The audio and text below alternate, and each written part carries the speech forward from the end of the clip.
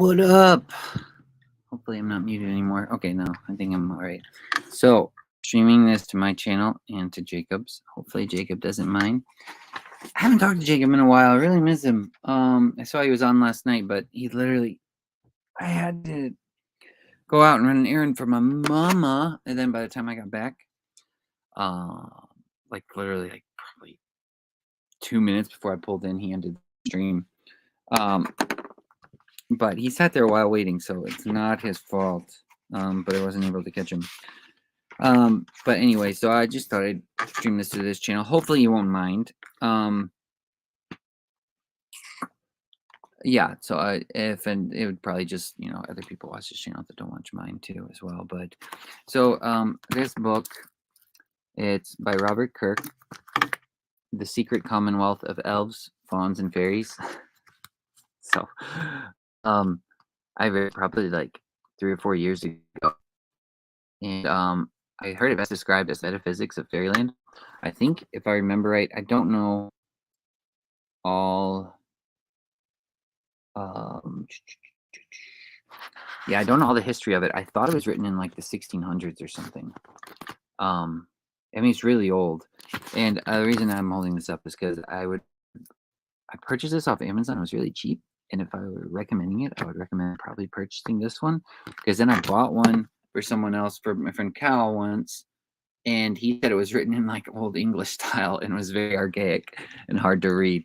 But this one is written just easier. I mean, still, I don't think it's an easy read. I really fumbled through it a lot, but I fumbled through a lot of things. So anyway, I just thought I'd try to, I don't know, like I said, it would be cool to go through the history of it. It reads some of the history in the beginning. So I'll just sort of read some of it, and then I'd like to go through the whole thing. Like, I've been wanting to do a read through and talk about this book with people for a long time, but I haven't been able to get anybody to read it yet.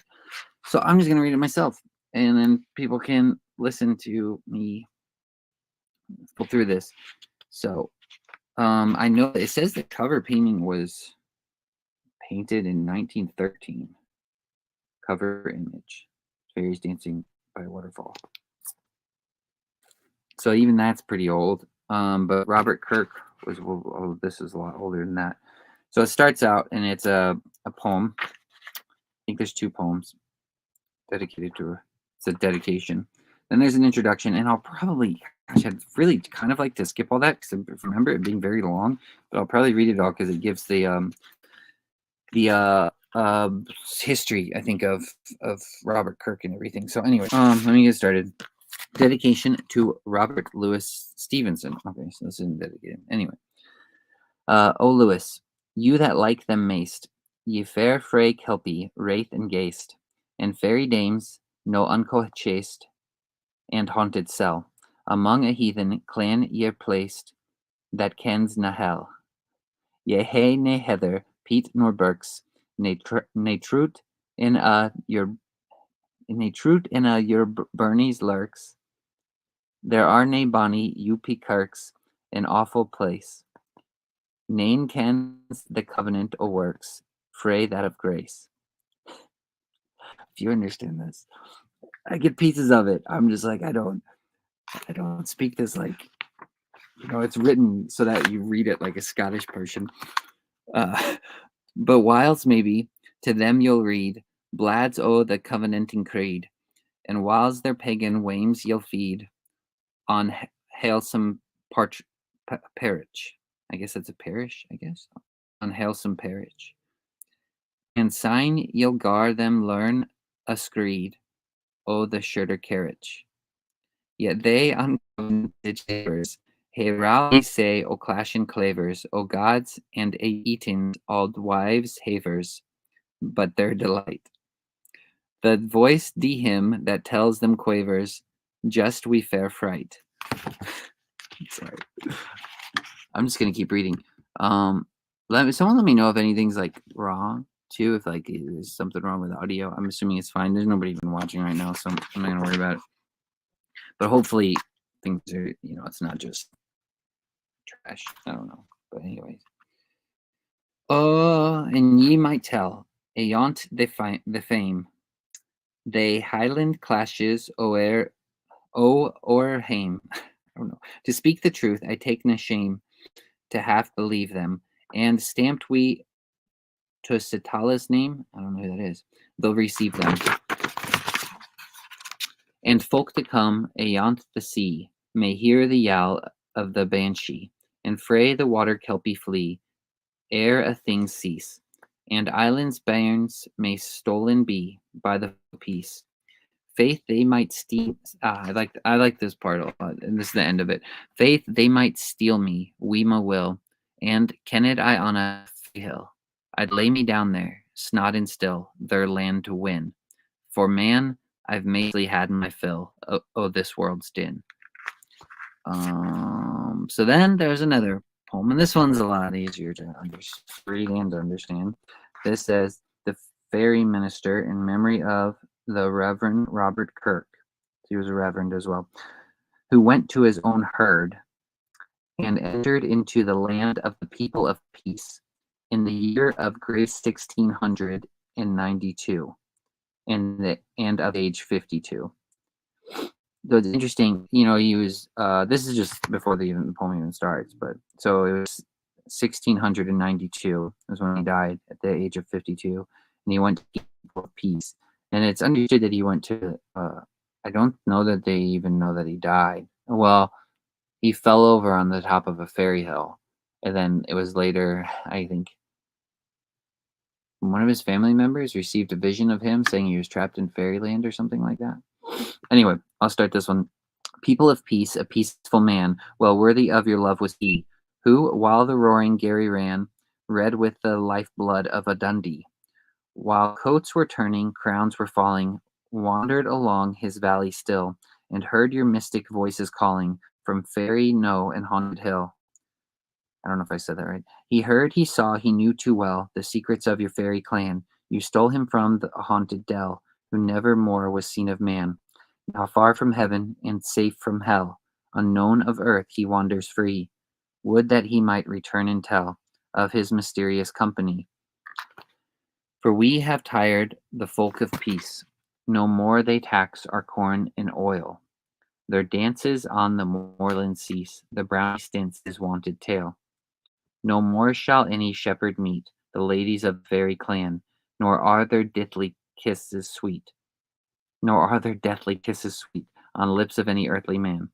And half I envy him who now, clothed in her courts enchanted green, by moonlit loch or mountain's brow, is chaplain to the fairy queen." All right, so those are the poems that kind of, I guess, set the tone for this stuff. "The Secret Commonwealth," Introduction, the history of the book and author. Also, yeah, I'm going to drop the link in here. If anyone wants to join, I would really love that. So there's the link. Join me. The history of the book and the author. The bibliography of the following little tract is extremely obscure. The title page of the edition of 1815, which we reproduce, gives the date as 1691. Sir Walter Scott says in his Demonology and Witchcraft, it dated 1830, it was printed with the author's name in 1691 and reprinted in 1815 for Longman and Company. But was there really a printed edition in 1691? So this is just talking about the history of this book, where if it was from 1691 or not. Scott says that he never met with an example. Research in our great libraries has discovered none, and there is none save that of 1815 in Abbotsford. The reprint of 100 copies made, as it states, from no printed text, but from a manuscript copy preserved in the Advocate's Library. On page 45 of the edition of 1815, at the end of the comments of Lord Tarbot's letters, there is a note by the transcriber, that is, the person who wrote out the manuscript in the Advocate's Library. And the note says, I think this one, "See the rest in the little manuscript belonging to Colleen Kirk." Now, Colleen or Colin Kirk, writer of the signet, was the son of Reverend Mr. Kirk, author of this tract. If the son had his father's book only in manuscript, it seems very probable that it was not printed in 1691, and that the title page is only the title page of a manuscript, till some printed text of 1691 is discovered. We may doubt then whether the 100 copies published in 1851, and now somewhat rare, be not the original printed edition. The editor has a copy of 1851, but it is only one which has met with for sale, which he has met with for sale. So this stuff, hopefully this isn't boring to people. I often find this stuff pretty boring, like the history of it, because I kind of want more into the idea. But I just think I want to read through it because just the mystery of this writing, like the document, and the mystery of this guy and his of Robert Kirk and everything is just so fascinating that I kind of want to go through it. And oh yeah, so this next paragraph it mentions St. Andrews, and that's what reminded me today because well, Sherry mentioned it in a Grail Country stream. She briefly mentioned this book, but I'm actually wearing my shirt because I went to Scotland once and I wanted to bring a shirt back and I couldn't find anything. And the last day we were there, we were in St. Andrews, which is a freaking gorgeous place. By the way, I would really highly recommend visiting that city. Um, and I didn't even know I mean, because I didn't really pay attention to this historical part of this all that much, so I didn't really even know um, that's where he had studied. And we went there because my brother and Trey, it was like I think the place where they invented golf or something like that. I don't know. He likes golf, so we went there. And then there's a school there, St. Andrews, and so I was like, I'll just get a sweater from here because they had some. And so I'm wearing my St. Andrews sweater, and so I noticed that today, and I was like, well, I should just head home after church and read this. It's fitting. Synchronicity. The Reverend Robert Kirk. All right, continued with this. The Reverend Robert Kirk, the author of The Secret Commonwealth, was a student of theology at St. Andrews.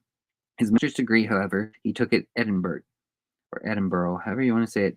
He was, and this is notable, that the youngest and seventh son of Mr. James Kirk, minister of Aberfoyle, and place familiar to all readers of Rob Roy. As a seventh son, he was, no doubt, specially gifted, and in The Secret Commonwealth he lays some stress on the mystic privileges of such birth.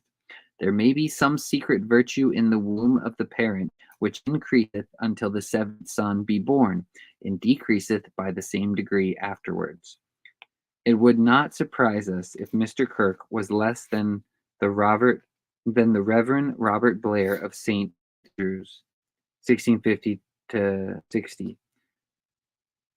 It would not surprise us if Mr. Kirk, no less than the Reverend Robert Blair of St. Andrews, could heal scrofula by the touch, like royal persons.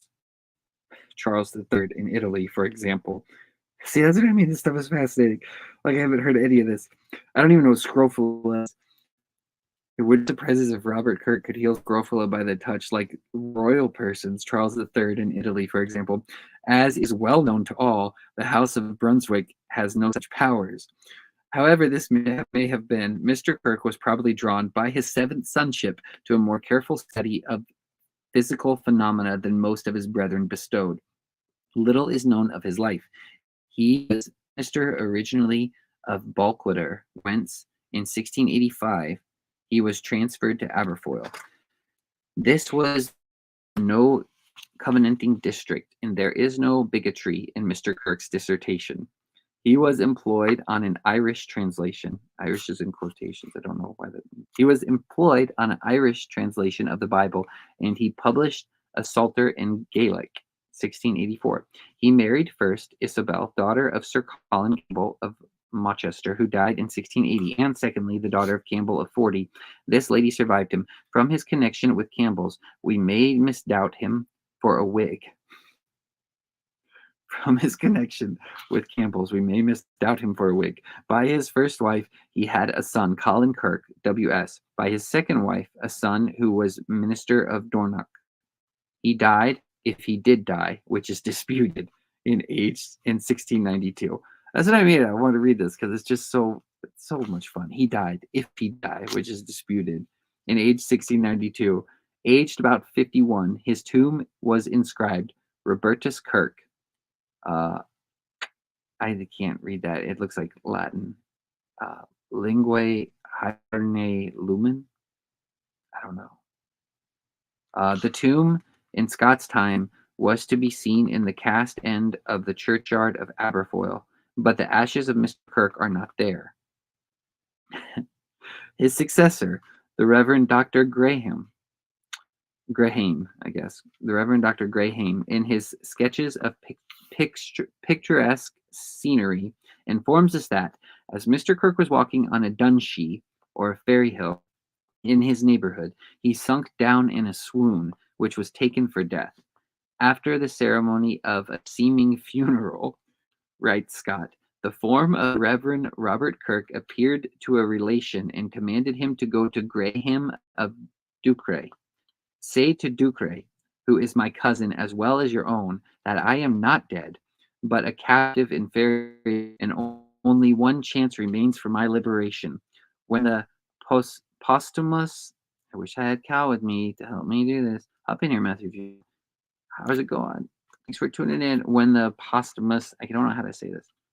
The posthumous child, of which my wife has been delivered since my disappearance, shall be brought to baptism. I will appear in the room, when, if Ducray will throw over my head a knife or dirk which he holds in his hand, I may be restored to society. But if this is neglected, I am lost forever. So I just want to read it again. So Robert Kirk, they don't know if he died. He fell over in a dunshee or a fairy hill, sunk down in a swoon, which was taken for a death. Then he appears after the ceremony of a seeming funeral. His basically an apparition of him appears and says to this guy, "Go find my understudy, right, or his successor." And he tell him that I am not dead, but a captive in fairyland, and only one chance remains for my liberation. When the posthumous child, of which my wife has been delivered since my disappearance, shall be brought to baptism, I will appear in the room. When, if Ducray shall throw over my head the knife or dirk which he holds in his hand, I may be restored to society. But if this is neglected, I am lost forever. So, like, that just makes perfect sense for something in fairyland. Like, it just seems so random and crazy that it it feels perfect. What's up, man? How's What's it up, going? buddy? It's going good. It's going good. Um, got back from church and I stopped by I stopped by an Orthodox church here in Midland. We have Yeah, one, a very small one. And they happen it was so small that I didn't want to intrude. Um, but they happen to have a live stream, a YouTube live stream. So I pretty much like uh voyeured into a divine liturgy this morning. It's very, very interesting. How that's are you cool. doing? How are you doing, Jason? I'm good. I'm good. I'm good. I just got back from church too, and I was like, I was thinking about this book. I think about this book often, and I'm like, I just need to read it, but it's pretty tedious. I find it tedious to read through. I guess it's really not. I just I don't know. I What was the stumble a lot name? when I read. It's What's the name of It's Sherry mentioned it in a recent live stream, and I've mentioned it to people a bunch of times. But it's the Secret Commonwealth of Elves, it? Fauns, Okay. and Fairies by Robert Kirk. It's like Yes. kind of like a metaphysics of fairyland. That's the best way I know how to describe it. But it's Yeah, I really saw the little description you had. Yeah, that yeah, sounds yeah, fascinating. That sounds right up that sounds right up TLC alley, so yeah. I don't. It seems a little like it's not normally something Jacob would stream to his channel, but I'm like, I'll stream it there anyway. But yeah, it's a interesting. I mean, I remember reading it like 3 years ago, and I was just kind of blown away. But I've been reading through the introduction right now, but because it's just the introduction is just fascinating because it talks about this guy's history. And they're like supposedly they don't know if he died. It's like rumored that he just fell over in a swoon, and then he's trapped in fairyland, and he like appeared. Like that's what I just read. He apparently right after he fell over on a fairy hill, down in a swoon, which was taken for death. And then after the ceremony of a seeming funeral, the form of Reverend Robert Kirk appeared to a relation and commanded him to go to his successor, who is I guess Graham of Ducray. I don't I guess how you say it. Say to Ducray, who is my cousin as well as your own, that I am not dead, but a captive in fairyland, and only one chance remains for my liberation. When the posthumous child, of which my wife has been delivered since my disappearance, shall be brought to baptism, I will appear in the room, when, if Ducray shall throw over my head the knife or dirk which he holds in his hand, I may be restored to society. But if this is neglected, I am lost forever. True to his trust, Mr. Kirk did appear at the christening and was visibly seen. but Ducre was so astonished that he did not throw his dirk over the head of the appearance, and to society Mr. Kirk has not yet been restored. This is this is extremely to be regretted, as he could now add matter of much importance to his treatise. Neither history nor tradition has more to tell about Mr. Robert Kirk, who seems to have been a man of good family, a student, and, as his book shows, an innocent and learned person. It's just so weird, man. I freaking love it. It's just What's the did you already say the year that came out? Around the yeah, year? it was well, it was he died or disappeared in 1690 in 1692. That's So right. Okay. they think this Okay. it was saying in the beginning it was like something about a printed edition in 1691, but they're saying that just might have been an original manuscript and it may have never been printed. So it might not have been printed till like the 1800s, 1815 or something. Well, and even then, still there was enough. There was an I don't know how to. There was enough Richard Rowlandness in I think the world of authors at that time that I think yeah it's like I said it fits this little corner for me. I mean I have no Yeah, idea exactly what all the stuff means. I mean I'm sure more symbolically and red guys could yes that's that's exactly what we're exactly talking about. right. Get in here, man. I know you're probably But with family. more learned symbologist, I guess maybe I'll say it that way, could maybe have some insights. But as for me, I mean, I just eat up the fascinating storytelling of it. That's like you Yeah, said, right now I'm how they didn't how they don't recognize what you said. They don't recognize if he died or he might not have died. I mean, it's so yeah. It's very yeah. Richard Rowland is what it reminds me of. Yeah, I don't know when it actually starts. I don't know that it's I mean it's a really small book and I don't and a lot of it's an introduction where just trying to go through his life.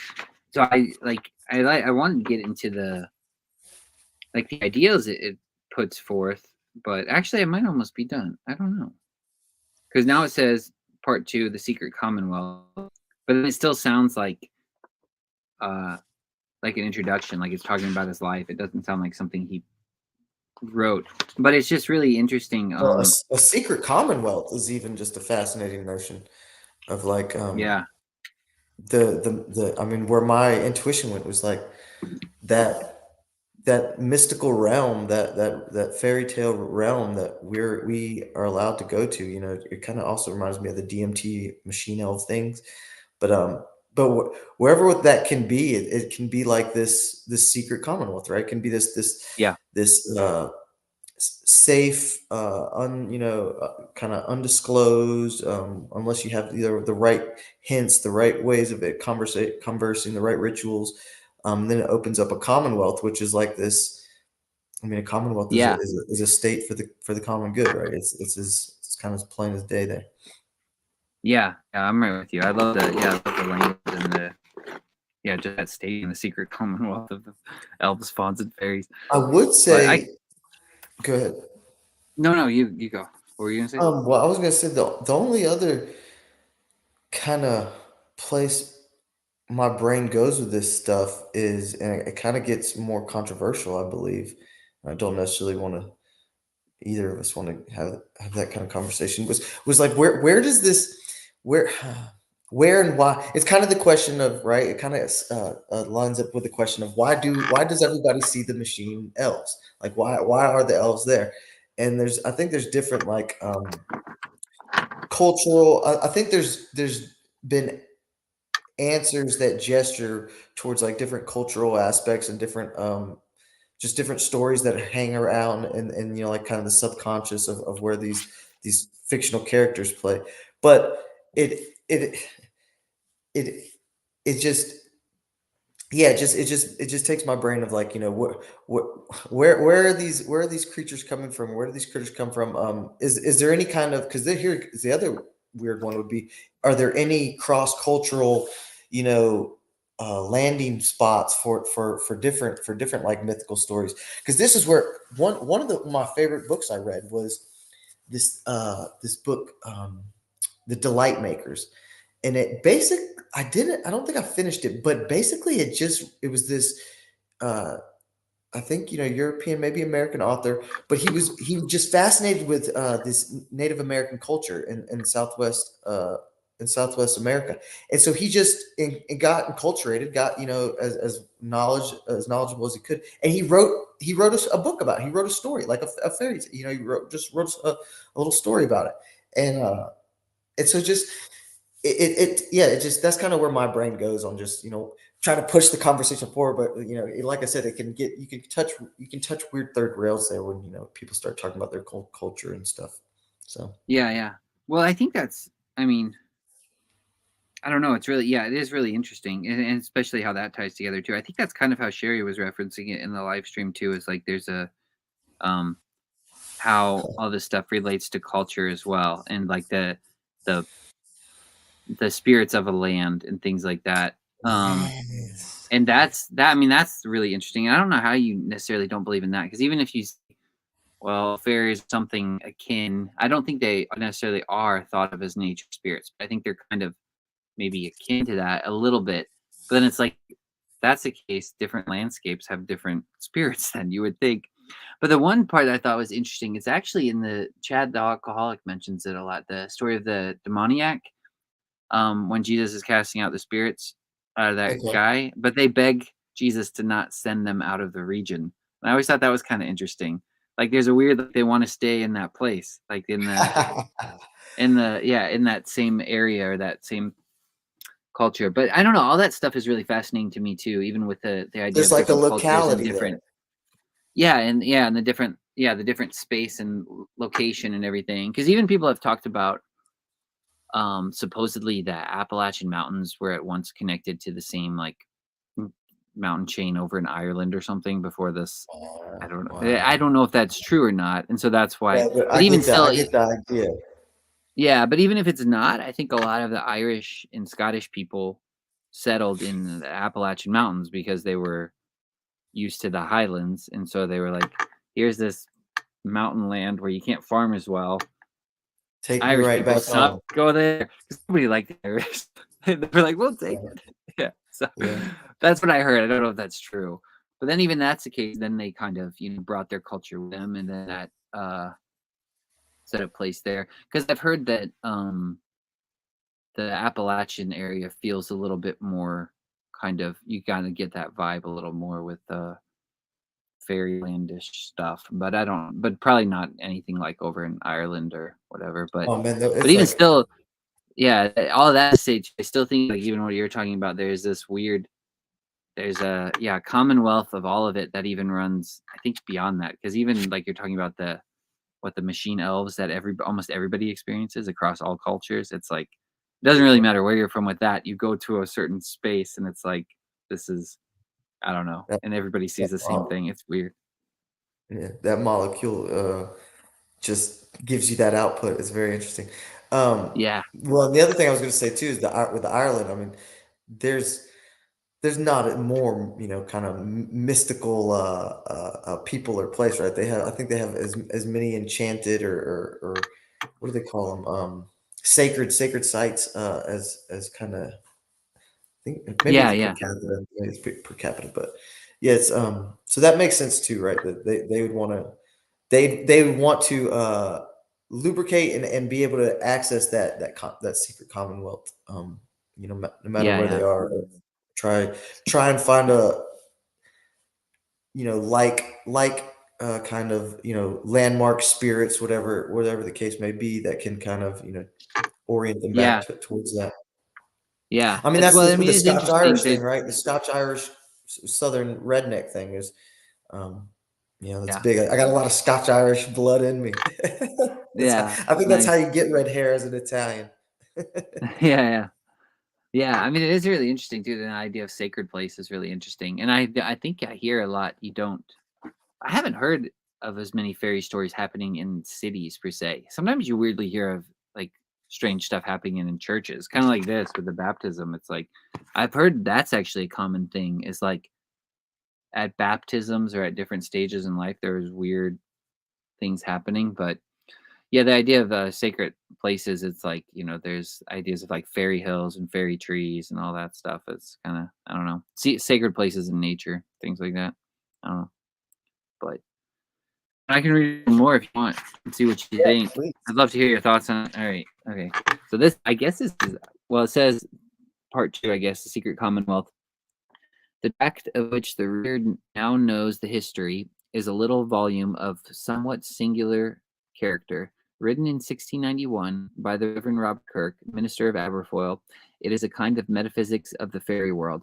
Having lived through the period of the sufferings of the Kirk, I don't know, this is like spelled wrong. I don't even know, because it says hang lived. I'm assuming it means having. Having lived through the period of the sufferings of the Kirk, the author might have been expected either to neglect fairyland altogether or to regard it as a mere appanage of Satan's kingdom. A burning question indeed. For some of the witches who suffered at Presbyterian hands were merely narrators of popular tales about the state of the dead, that she trafficked with the dead, and from a ghost won a medical recipe for the cure of Archbishop Adamson of St. Andrews, was the charge against Alison Pearson. I don't know why that sentence just reads weird. So Alison Pearson was charged with traffic of the dead that she got from a ghost, a medical recipe for the cure of the Arch of St. Andrews. I don't know. And so this is in quotations. The bishop keep it. Gosh, why is this all? If you could read this, it's all written in like this Gaelic accent stuff. The bishop keep it his castle like. I'm going to try to translate it. So the bishop keep it his castle, leak a tod in his hole, seek of a disease of great fidity, and oft times under the cure of women suspected of witchcraft, namely, Ain wa confessit her to have learned medicine of Ain call it Mr. William Simpson, that appeared divers times to her after his dead, and gave her a buick. I don't know what that means. Like, and gave her, so that's spelled Gaiffhir, and that's supposed to be gave her. He gave, that's what I mean. This is really hard to read.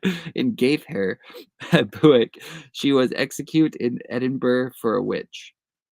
I don't know. So this lady healed him. I guess she visited him often in his castle, and he had a great disease, and it was cured of it, and then she was executed of being a witch in Edinburgh. That's crazy, man.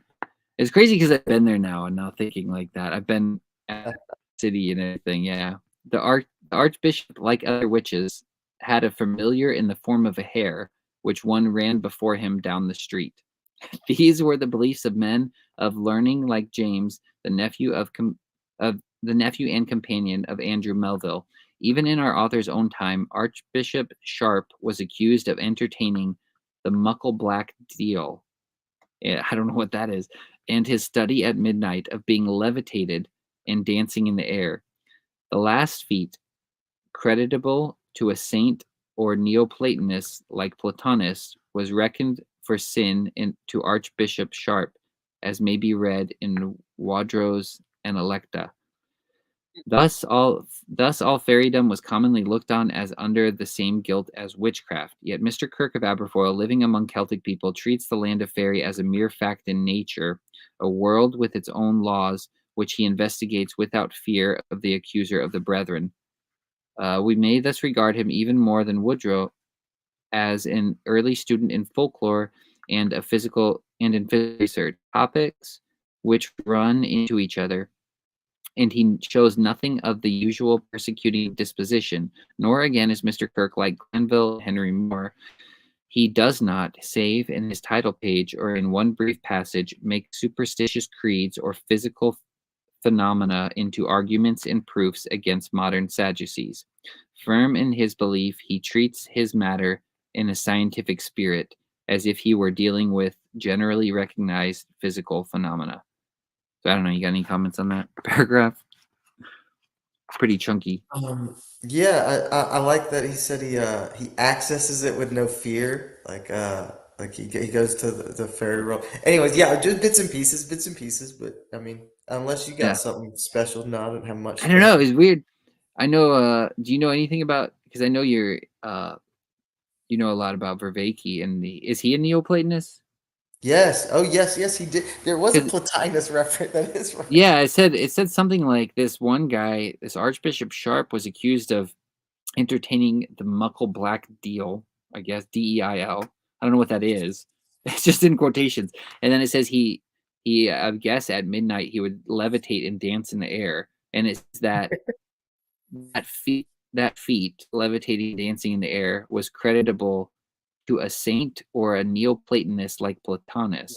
Like Platonic. Yeah, yeah, yeah. I caught that. I did catch that. I don't Yeah, know what that is, like. I don't know.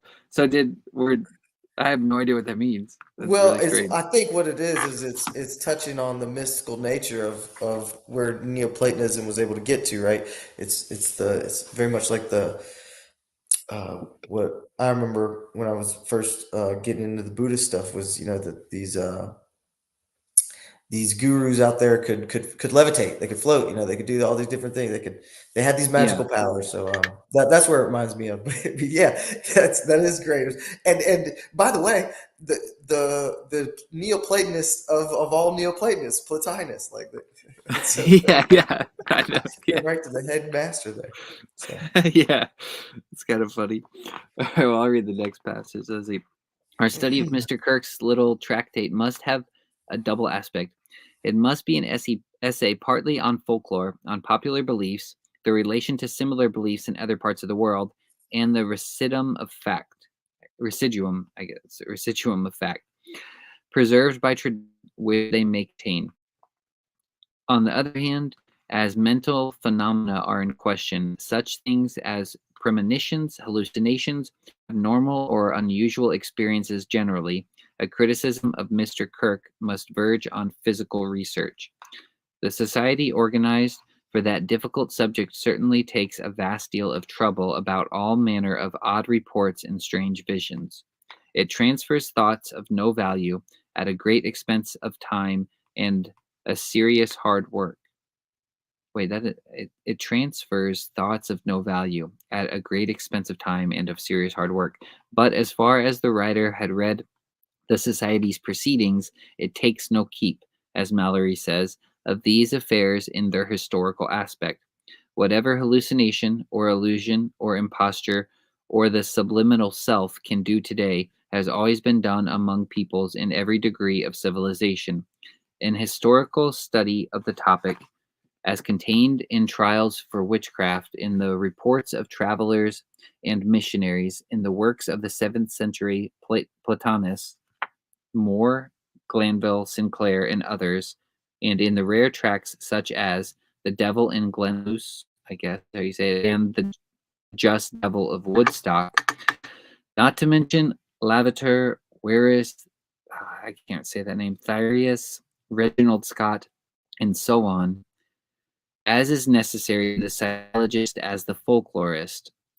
I don't know. That's what I mean. This is hard for me to read because it's just sometimes it's got like it'll just have this run-on sentence of just naming people and different books and references, and I'm just like, oh my gosh, it's like wait, all crammed in before it's one well, point. remember, I don't know.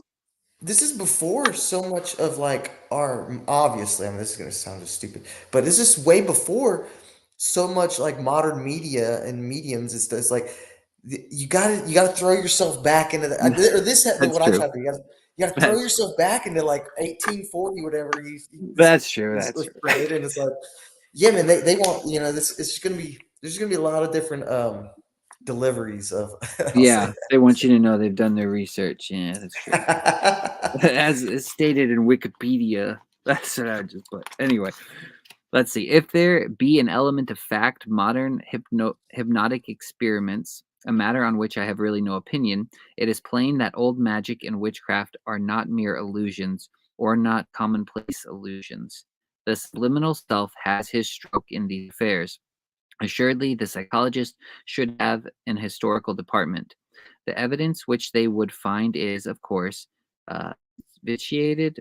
many obvious ways, but the evidence contains much that coincides with that of modern times, and the coincidence can hardly be designed.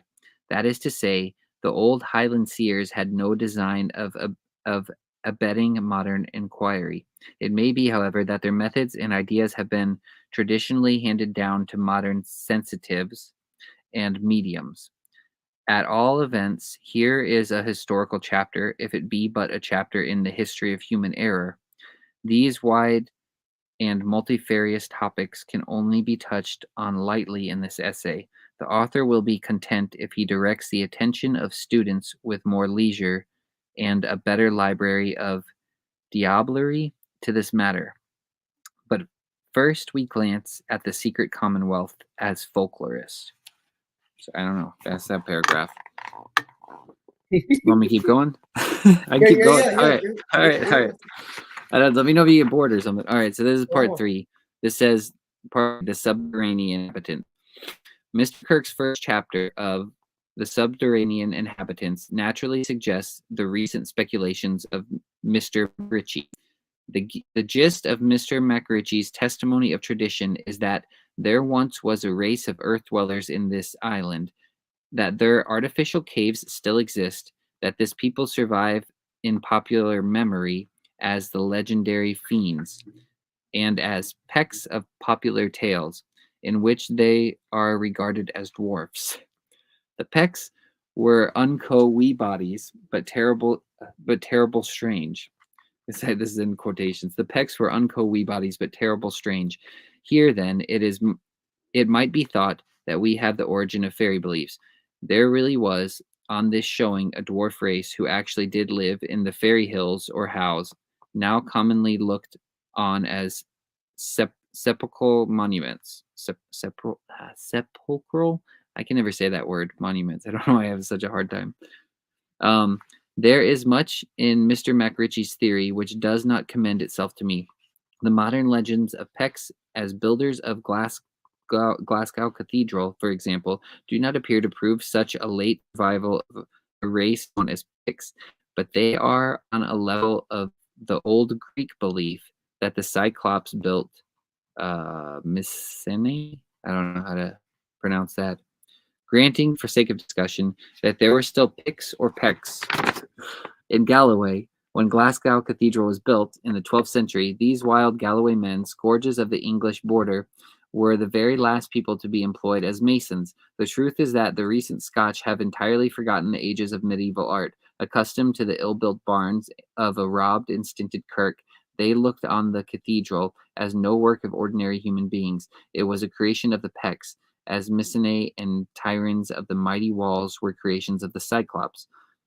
By another coincidence, the well-known story of the last Pect who refuses to divulge the secret of the heather ale, I don't know what that is, that sounds nice, is told of the, I know. I want what? I almost want to look into what is heather ale, but I honestly I I can't. don't know, yeah, but who refuses to divulge the secret of the heather ale, yeah, I don't know what that is told of the Volsunga saga, in the Nibelunga, I don't know, the last of Niflung.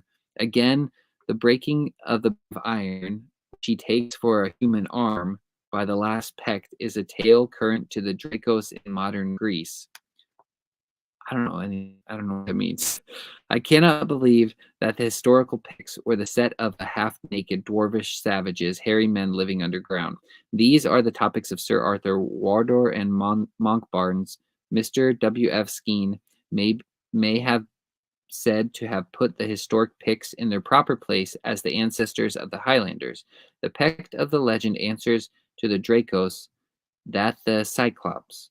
Wait, the Pect of legend answers to the Dracos and the Cyclops. I guess it answers this. The beliefs about his habits may have been suggested by the Tumuli, still more by the Broks. I don't know what that is.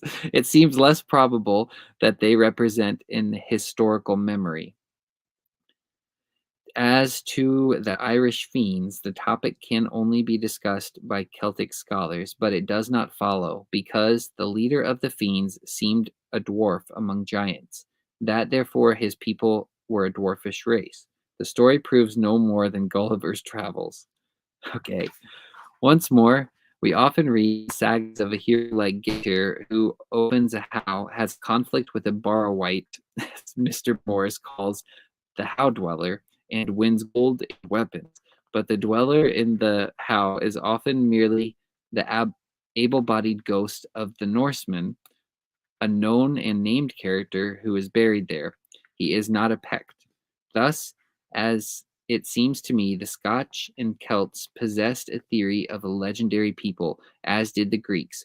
Whether any actual traditions of an earlier, perhaps a Finnish race, was at the bottom of the legend is an obscure question. But having such belief, the Scotch easily discover homes for the fancied people in the sepulchral house. They combined their information. The fairies, again, are composite creatures, as they came to births and christenings, and as Norse wives prophesied at festivals.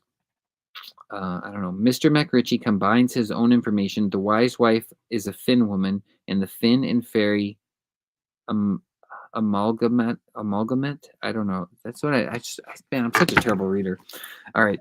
But the Egyptians, as in the tale of two brothers, had their Hathors who came and prophesied at births. The Greeks had their Moirae, and wait, as in the story of Meleager and the burning brand, the Hathors and Moirae play in ancient Egypt and in ancient Greece the part of fairies at the christening, but surely they were not Finnish women. In short, though a memory of some old race may have mingled in the composite fairy belief, this is at most but an element in the whole, and the part played by ancestral spirits, naturally earth dwellers, is probably more important. Bishop Calloway has pointed out in the preface of his Zulu Tales that what the Highlanders say of the fairies and Zulus say of the ancestors.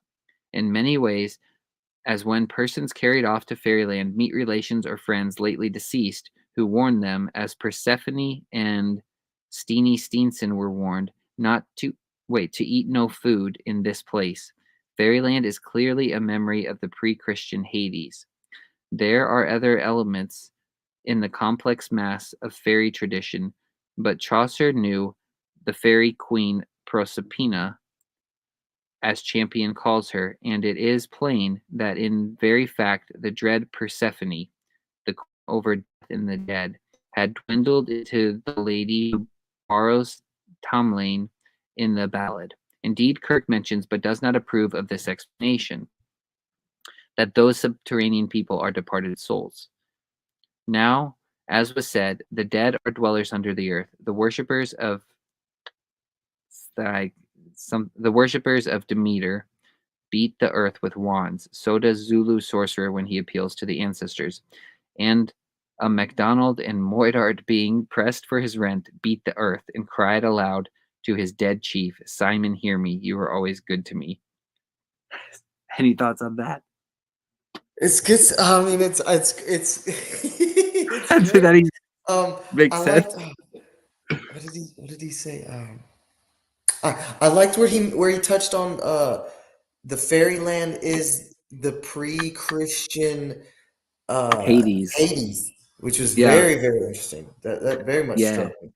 Um, Yeah, it sounds like they were talking about to sum it up because my reading's so terrible. Sounds like they were talking about connecting ancestral memory, or like this ancient race that came before them that built these things, uh-huh. which was like, and then they said that might be connected to ancestral race, thinking about that.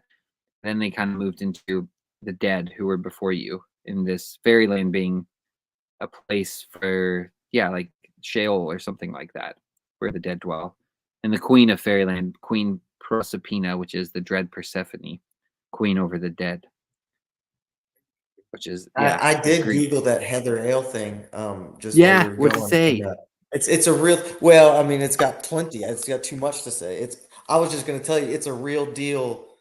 That's a Let's real hear it. deal Oh myth. man, Okay, yeah, this is here. what this scream's all about right now. Okay, all right. So, here we go. This is just by David White. It's called folkloreofscotland.com. The legend of Heather Ale has numerous incarnations across both the Mull of Galloway and over the Irish Sea. All are similar in that they speak of an Irish king who, having defeated a civilization, was faced with the final two of their kind and stated he would free them if they would share the secret recipe of their heather ale. In the Scottish version, depicted in the below poem by Robert Louis Stevenson, the civilization being wiped out was the Picts, and the attackers were the Irish. Weren't you just mentioning the Picts? Yeah, yeah. Yeah. Yeah, Okay. that was like the dwarvish race. Yeah. Yeah. See, so very interesting. And the attackers were the Irish. The story goes that having defeated the Picts throughout Scotland, the last few were driven to the Mull of Galloway, where all barred two were slain. The king sought to retrieve from those two survivors the secret of the heather ale. Those two survivors were a father and a son who had been captured in battle. Upon the king's demand for the recipe of the heather ale, the father told the raiding king that he would tell him the recipe if the king killed his son. If the king killed his son, for he believed his son would surely kill him if he were to disclose the sacred secret to an outsider. The king then killed the son, and upon doing so, the father laughed. For while saddened by the loss of his son, he knew he had beaten the king. There's a typo. He knew he had beaten the king. He stated he had never intended to share the recipe, but his son may have, and thus to ensure its secrecy, he had to die. Upon the disclosure of this deception, he threw himself from a cliff and died on the rocks below. The secret dying with him. This is the story. This was the story as I was told when growing up in rural Dumfries in Galloway. However, another similar legend is told in Ireland that dates back via spoken word to the 1600s and likely much earlier. The Irish tales share subtle differences. However, their version speaks of the Vikings as the vanquished civilization, and their descriptions seem to correlate to a significant victory by an Irish high king in 1014 against the Vikings. Here too are two left here too, there are two left and offer the chance to live, but the recipe is never shared. Interestingly, the early Irish legends refer to the heather ale as the Behur Lachanach, which would suggest from the word Behur that it was a mead-like drink rather than an ale. So unfortunately, Behur seems a little bit like beer, right? So unfortunately, Yeah. modern recreationists may be looking in entirely the wrong direction for that legendary liquor. Wow, very interesting. Very, very interesting. He said, "This is the point of this stream." I love you so much, Jason. You're so great. We need to Uh, figure out this heather ale. So it sounds Sometimes like I need beer, that sort of. encouragement. Sometimes I'm Mr. Enthusiasm, but sometimes I need to be enthused by others. It's perfect. That's why I texted you this morning when you said stream. I said, "Praise Jesus." I Nice. need some. Yeah, that was Heather Ale, which makes me even a little bit sad because I wish I'd have kept a few more. I'm like, well, I mean, there was a couple like names that seemed familiar from maybe like just maybe in the way back of my uh memory of just like childhood fairy tale. Like, was there a Persephone in there? Yeah, Persephone, and that's the so in Greek myth, Persephone is There you because it go. said Okay, that's what. uh yeah Demeter. It said later it says the worshippers of Demeter beat the earth wands. Um, so like Demeter is Persephone's mother, and she's kind of the goddess of um vegetation on the earth and stuff like that. And Ah, so look you at have you. this yeah yeah. So I know the story Impressive. of Persephone. So the Persephone is like her daughter and Hades, who's the god of the dead. He basically I think goes to Zeus and says he wants a wife. He says he wants Persephone. I can't remember what happened. Somehow he convinces Zeus to allow it, so he goes and basically kidnaps Persephone and takes her to Hades. And so Demeter goes out and she's like trying to find her daughter. Everybody, so like the whole earth is kind of in a famine because Demeter is like the vegetation on the earth, and so then Ah, and Persephone is her daughter, and so she basically begs Zeus. She finds out with Zeus. She begs him to have her daughter back, and then he says, "Fine, you can go get your daughter back." So she goes to get her daughter back, but then Hades has while Persephone was in the realm of Hades, which God is, while she was down there in the realm of the dead, she ate some pomegranate seeds. And so then because she ate the pomegranate seeds, she's not allowed to leave or something like that. So then Hades says, "Well, I'll make a deal with you. Something like you can have her 3 months out of the year she can be with her mother, Demeter, and then Uh-huh. so like wintertime she's back in Yeah. Hades and stuff. So yeah, Yeah. but That's she's the queen of beautiful. the she's basically the queen of I don't know that it's depends on your Would you say she's context like for hell, I spring? guess. What? Would you say she's like representing spring then? The daughter of Yeah, vegetation? when Persephone comes back, yes, that's kind of like springtime is supposed to be Yeah, that. there So you go. the worshippers of Demeter will beat the I guess said they beat the earth with wands, with staffs, I guess, to in their worship to bring back Persephone or something. Yeah. Which is I interesting. It's really laugh. I laugh, interesting. but you know I'd have been out there, right, with all my ancestors just Yeah. smacking the dirt with something. Well, I mean, it's even interesting if you think of that in the parallel too, because like this just came to mind. Like Luke Johnson, our friend, he goes out and tills the ground, and I'm like, is that kind of he's out there beating the earth too, and he's That's a right. farmer, so I'm Gotta like, I till the guess earth, it's yeah. yeah, Definitely, he needs it. shoveling and hoeing is definitely a type of smacking the earth, that's for sure. Yeah. So But that's yeah, I don't know. It's really it's really fascinating stuff. But yeah, so then I said like Persephone is the Greek way of saying it, and then Proserpina I think is the Latin way. So it said okay. the fairy queen Proserpina. But I think it said Kirk Robert Kirk who wrote this. It said indeed Kirk mentions but does not approve of this explanation. So I don't. I guess he doesn't agree that fairyland is the same as kind of like this realm of the dead or past ancestors or something. Or yeah, or you could mention and not approve by just, like you said, just, like, say putting your stamp on it, like, this is my Yeah. view, right? You could, that would also be a way of Yeah, that's a not. good way of saying it, yeah. So I could read more, the next part is pretty lengthy though, but it is yeah, it's actually really lengthy. We But it's titled Fairyland and Bees.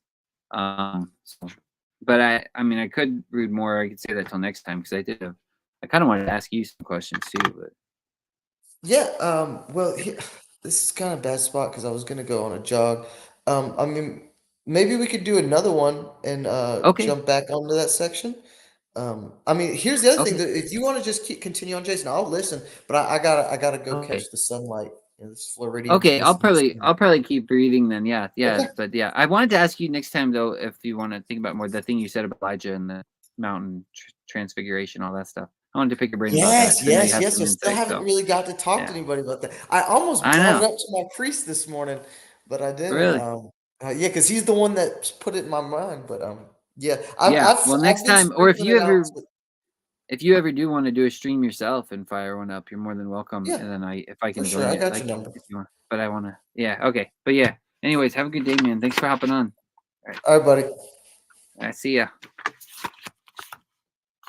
All right, I guess if anyone else wants to join, you can as well. I will read the next part. It is kind of lengthy, so hopefully I won't stumble over it as much.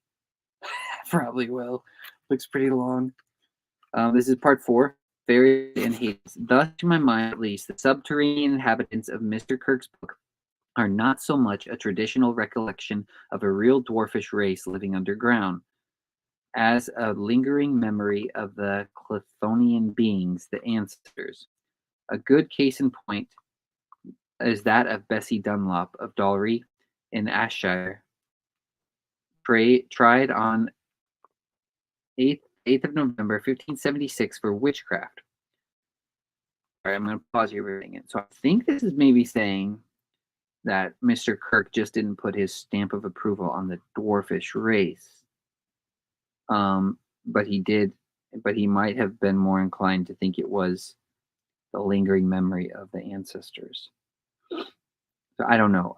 I'll read it again. You guys can tell me. Thus, to my mind at least, the subterranean inhabitants of Mr. Kirk's book are not so much a traditional recollection of a real dwarfish race living underground, a hypothesis of Sir Walter Scott's. They're not so much that as a lingering memory of the Chthonian beings, quote unquote, the ancestors. Okay. I don't know. So anyway, but this is talking about the Bessie Dunlop was tried for witchcraft in 1576. She dealt in medicine and white magic and obtained her prescriptions from Thomas Reed, slain at Pinky Fight. What is Pinky Fight? I'm sorry. He was slain at Pinkie Fight in 1547, who often appeared to her and tried to lead her off to fairyland. Wow, that's interesting. She dealt in medicine and white magic and obtained her prescriptions from Thomas Reed, who was slain at Pinkie Fight, who often appeared to her and tried to lead her off to fairyland. She, like Alison Pearson, was convicted and burnt. Both ladies knew the fairy queen. That's so cool. Both ladies knew Queen Proserpina. And Alison Pearson beheld Maitland of Lethington and Becule in Fairyland, as is recounted in a rhymed satire on Archbishop Adamson. These are excellent proofs that Fairyland was a kind of Hades or a home of the dead. So I think it's saying that Robert Kirk, I think that's what it was. So I probably said that wrong before. It seemed like he was saying he doesn't believe in the pre-dwarf race, but it's rather like lingering memory of the ancestors. And Fairyland is a kind of Hades or home of the dead. I don't know, but I'm going to keep reading, so we'll see. Reverend Kirk speaks of Slay Maith as confidently as he were discussing the habits of some remote race which he has visited, credits them, as the Greek gods were credited, with the power of nourishing themselves on some fine essential part of human sacrifice or human food. This is quotation. Some fine spirituous liquors that pierce like pure air and oil on the poison or substance of corns and liquors. Others, more gross, steal the actual grain, as do crows and mice. They are heard hammering in the house. As brownies, they entered houses and cleansed the hearths. This is so freaking good. I don't know how people haven't read this. They're like as the Greek gods were credited with the power of nourishing themselves on some fine essential part of human sacrifice or human food, some fine liquors, and that pierce like pure air and oil.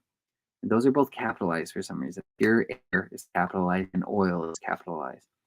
On the poison or substance of corns and liquors, those are both capitalized as well. Others, more gross, steal the actual grain, as do crows and mice.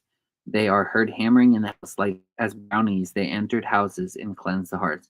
And brownies, for those people who don't know, I guess I should remember. Like I've read, I don't know if I finished the whole thing. I have another book. It's quite thick, but it's smaller in size. But it goes through. Actually, this might be up here, so that way I can give it as a reference too. I found it at a used bookstore and just bought it, not knowing what I'd get into. But it was actually really. This is it. It's by Varla Ventura. It's called Fairies, Pukas, and Changelings, a complete guide to the wild and wicked enchanted realm. And this was actually really, I would recommend this book as well. But this, because it kind of goes through the list of different things, like what a puka is, like what this is, what a fairy is, what a changeling is. It's really, really interesting. Like it's super interesting book and really good. But the reason I mention it is because they mentioned brownies here. It says they're like crows and mice. You can leave out little offerings of food for them. But brownies, I thought, has anybody seen the movie The Borrowers? The Borrowers, in that movie, it's like there's like this idea of like little people that live in your house and they live in your kind of like mice, and they take things. Like things will go missing in your house and you don't know where it is, and it'll reappear later, and you're like, I know this wasn't here before. How the heck did it get here? But there's an idea that they don't like messy houses. They live in I think they live in more messy houses, but they'll kind of like clean it, or things will go missing. They clean it. I don't know. But yeah, Matthew said air and oil, very symbolic. Yeah, I know. I don't know what it means though. It's really interesting. But I like that they even mention some fine spirituous liquors that pierce like pure air and oil. Liquors just have that feeling to me too, and we always call liquor that's a name for them, as you call them, spirits, wine and spirits. That's what we even put on our stores. But they do have that way of like sort of piercing the air. I mean, you do a shot and you just feel it in your nose. You do a shot of like straight liquor and it like pierces the air. in your own nostril or something. Anyways, brownies, they enter houses and cleanse the hearths. All right. They are the domovoys, as the Russians call them. John Major, in his exposition of St. Matthew, gives perhaps the oldest account of brownies in a believing temper. Major styles them, John Major. So Major styles them fawny or brobny. Thrash as much grain in one might, and they thrash as much grain in one night as 20 men could. They throw stones about among people sitting by the fire. Whether they can predict future events is doubtful. To us, they seem not much remote from the Roman lairs, spirits of the household of the hearth. In all these creatures, Mr. Kirk recognizes an abstruse people who were before our more substantial race, whose furrows are still to be seen on the hilltops. They never were, to his mind, plain palpable folk. They are only visible in their quarterly fittings to men of the second sight. That gift of vision includes not only power to see distant future events, but viewless forms of air. I always love to have that highlighted, but I always encircled as well. The second sight, that gift of vision includes not only to see the distant future events, but viewless forms of air. Like that's just such a strange statement. Viewless forms of air. I think later it's described it as something like people can kind of see like congealed air, which I don't think I see that, but I can kind of almost imagine that, like the way you would think of water kind of beginning to solidify in when it begins to like hit a certain temperature or something, like the way which is really interesting. Actually, I haven't thought of this before, but I've heard people mention that this is more like ghost stories, I think, but in places where they'll feel the temperature drop in the atmosphere. And then I wonder, if that has something with like congealed air or something. I don't know. Just my mind wandering here. This stuff just really fascinates me. And I believe it all because it's just so much fun. Life is just fun. Not just because it's fun. I really do believe this stuff. But to shun the flittings, men visit church on the first Sunday of the quarter. Then they will be hollowed against elf shots. These arrows that fly in the dark. Interesting. To shun the flittings, men visit church on the first Sunday of the quarter. Then they will be hollowed against elf shots. These arrows that fly in the dark. As is well known, superstition explained the Neolithic arrowheads as fairy weapons. It does not follow that a tradition of Neolithic people suggested the belief in fairies, but we cannot deny absolutely some such memory of an earlier race, a shy and fugitive people who used weapons of stone, may conceivably play its part in fairy legend. Thence Mr. Kirk glides into that singular theory of savage metaphysics, which somewhat resembles the Platonic doctrine of ideas. All things in Red Indian belief have somewhere their ideal counterpart or father. It's written here. Don't cancel me. Red Indian. All things in Red Indian belief have somewhere their ideal counterpart or father. I really actually like this idea. I love Native American like mythology too. It's just so profound. Like I know a lot of people I know personally, I think just think they worship nature. Like no, if you actually talk to them, they don't. They seem to worship God, to be honest. The Great Spirit. But this idea, I guess, comes from them and it says somewhere in their belief, their ideal counterpart or father. All things have somewhere in their ideal counterpart or father. Thus, a donkey, when first seen, was regarded as the father or archetype of rats. Like I just always like if you think about that, that makes perfect sense to me. Because the he's the father of rabbits because you look at their ears and it's like if you're thinking of just naming things and the way categories work, like that would make sense. Like if you were trying to describe a rabbit, you'd be like, oh, it's a little donkey. What's up, Mr. Cool Man or cool person? Why don't you have your Mr. in front of that? Are you trying to be humble today because it's Sunday? I guess I'm like more generic now. as to gender, like gender neutral. Okay, gotcha. That's better. Just yeah, it's more inclusive. Um, uh, I guess it would depend on which you had seen first, the donkey or the rabbit, because you could say a rabbit was some kind of The father of the donkey, but the rabbit's smaller. I feel like I'm belittling okay. the idea, though. I feel like the way I'm approaching it is almost belittling it. Then I feel like in a way I'm not because you're talking about naming things in categories, which seems I don't know profound. So I don't know. But what are you Let me going to get say out of about it? here. Let me get to somewhere where there's better reception. I haven't been paying that much attention. It sounds really interesting. Um, but uh, you were saying like in the extremely politically incorrect description of belief, um, like every idea or concept has its like ideal counterpart or father somewhere. It's like in some Yeah, kind of platonic reality.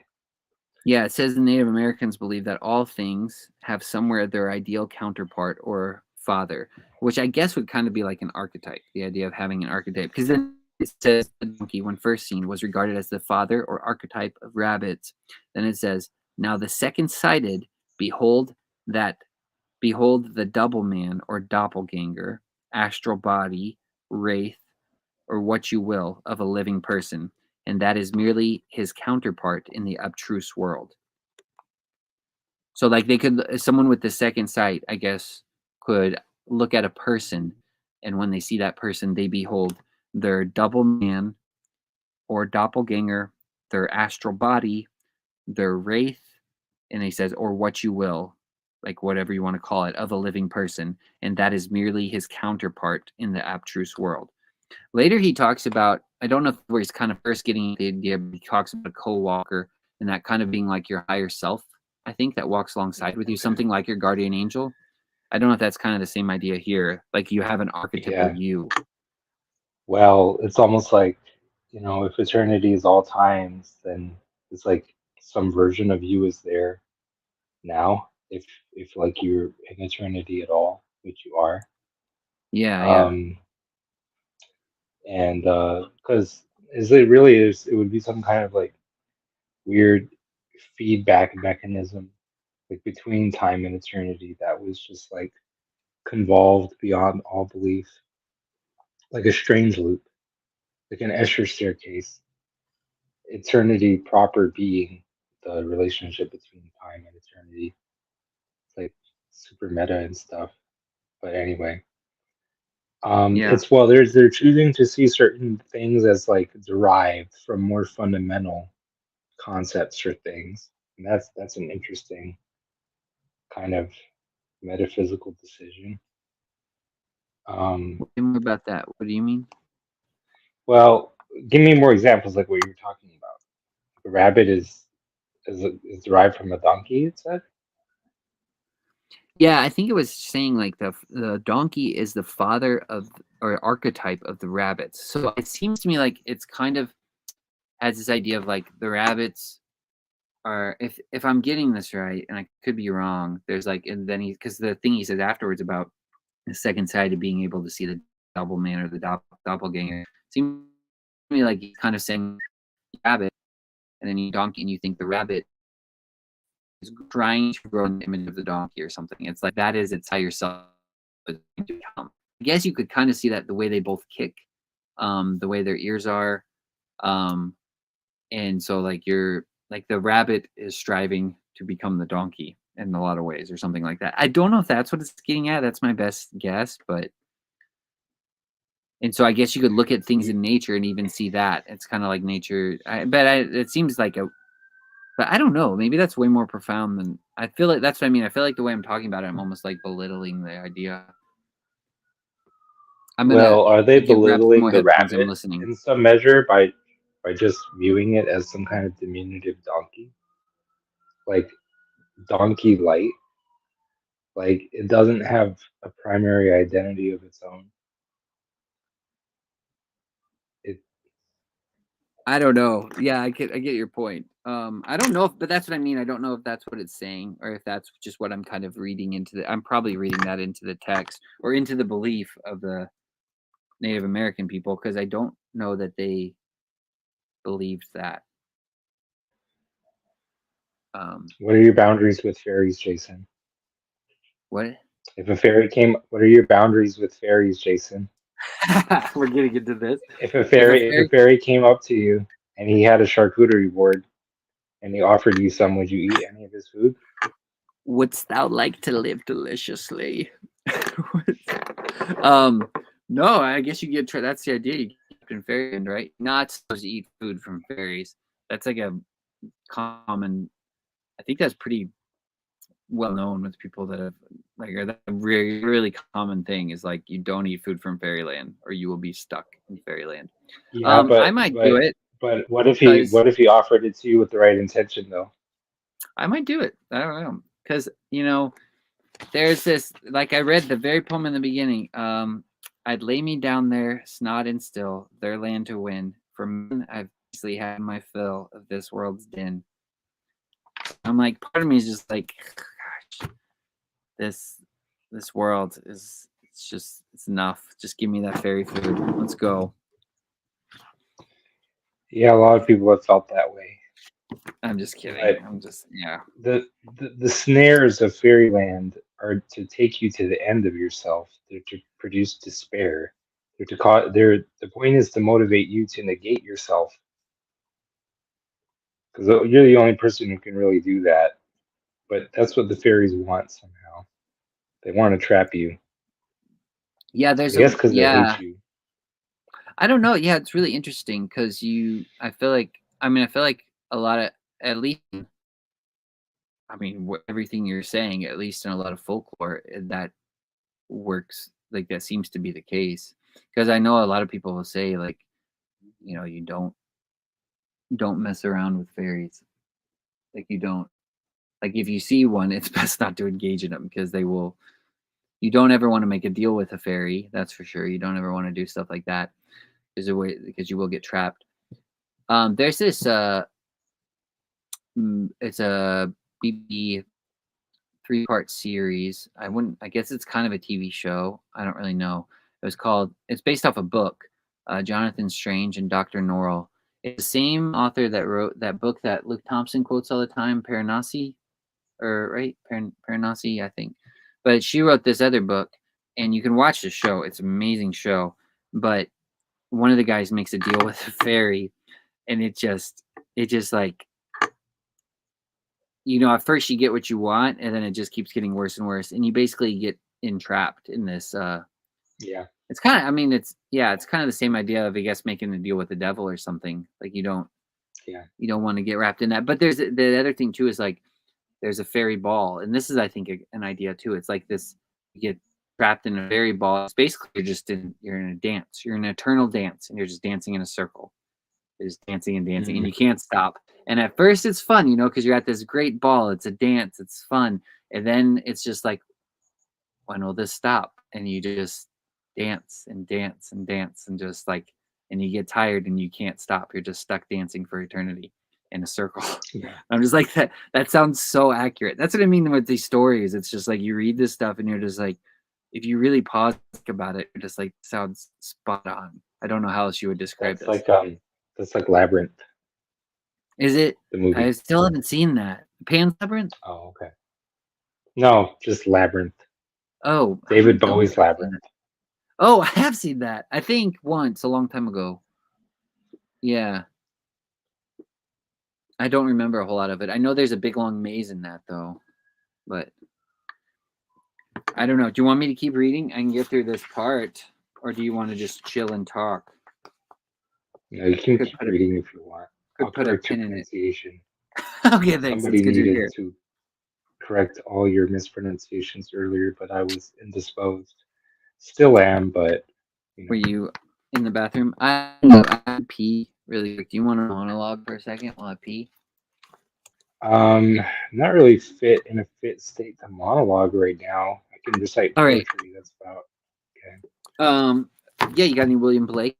No, I'm just kidding. You can do what you want. I'll be I back. mean, Give me like it'll take. I'm pretty fast at peeing. I've done it my whole life. It might take like 15 seconds. all right. I'll start the Okay. timer. All right.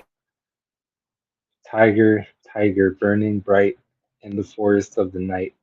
What immortal hand or eye did frame or doth frame? It has to be past tense. Did frame thy fearful symmetry? That's the only William Blake poem I know. Um, uh, the snows are fled away by Horace, translated by A.E. Housman. The snows are fled away, leaves on the shaws and grasses in the mead renew their birth. The river to the riverbed withdraws, and altered is the fashion of the earth. The nymphs and graces three put off their fear, and unapparelled in the woodland play. The swift hour and the brief prime of the year say to the soul, thou wast not born for aye. Thaw follows frost, for hard on the heels of spring tread summer sure to die, and hard on hers comes autumn with his apples scattering, then back to winter tide when nothing stirs. But oh, whate'er the sky-led seasons mar, moon upon moon rebuilds it with her beams. Come we where Tullus and where Ancus are, and good Aeneas, we are dust and dreams. Torquatus, if the gods in heaven shall add the morrow to the day, what tongue has told? Feast then thy heart, for what thy heart has had, the fingers of no ear will ever hold. When thou descendest once the shades among, the stern assize and equal judgment o'er, not thy long lineage, nor thy golden tongue, no, nor thy righteousness shall friend thee more. Night holds Hippolytus the pure of stain, Diana sets him nothing, he must stay. And Theseus leaves Pirithous in the chain, the love of comrades cannot take away. Okay, you're What on was that mute. from? That is A. Housman's translation of "De fugere nives" by Horace. The snows are fled away. It has no title. It's known only by its opening line. Horace is a Greek poet or something? Roman What? poet, yeah. Okay. Roman poet. Yeah. I always wish I knew I wish I knew that mythology, because the way it just will reference a deity, and it's like you have to know the context of that deity to really know, I Oh think, the yeah, depth of what they're talking about. yeah. I don't understand any of what's going on in that poem. Oh, Hardly any. what's up? Oh snap, dragon. How's it going, I Craig? tried. I saw an opportunity, a kind of the mods are asleep opportunity while you went to the bathroom, but I didn't get here fast enough. Well, yeah, I told you I pee fast. I'm quick at it. You got anything on your mind? I've just been reading this Secret Commonwealth. I remember I told you about this book years ago, and you were, because I remember, because you said that's one heck of a title. Secret Commonwealth of Elves, Fairies, and Fauns. Truly, Yeah. be interesting to compare with a title. What could it be? Um, in the past, I sent you a chapter. Could it have been? I apologize for being totally inarticulate right now, but there's the beginning chapter in a book that references the laws of fairyland. It could be that is I don't think it's McDonald, I don't think it but is either. I can't you're remember reminding what it me was. very much of something we've discussed in the past. Yeah. Very similar. Yeah. I think this is this is kind of getting at that too, like saying, I think it said that somewhere earlier in something I read, that he was looking at the phenomena of fairyland and the different. This book is kind of a metaphysics for that, and he's looking at the different. It's a different place that has its own laws and stuff like that. Where was it though? I thought it said that. I don't know, but treats. Let's see, Mr. Kirk of Aberfoyle, living among Celtic people, treats the land of fairy as a mere fact in nature, a world with its own laws, which he investigates without fear of the accuser of the brethren. Yeah.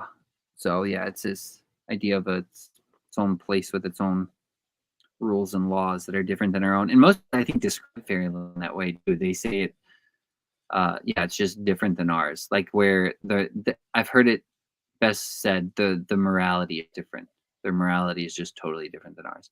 And whereas something would seem extremely immoral to us, it's like it's just not even a second thought to like fairies or the land of fairy.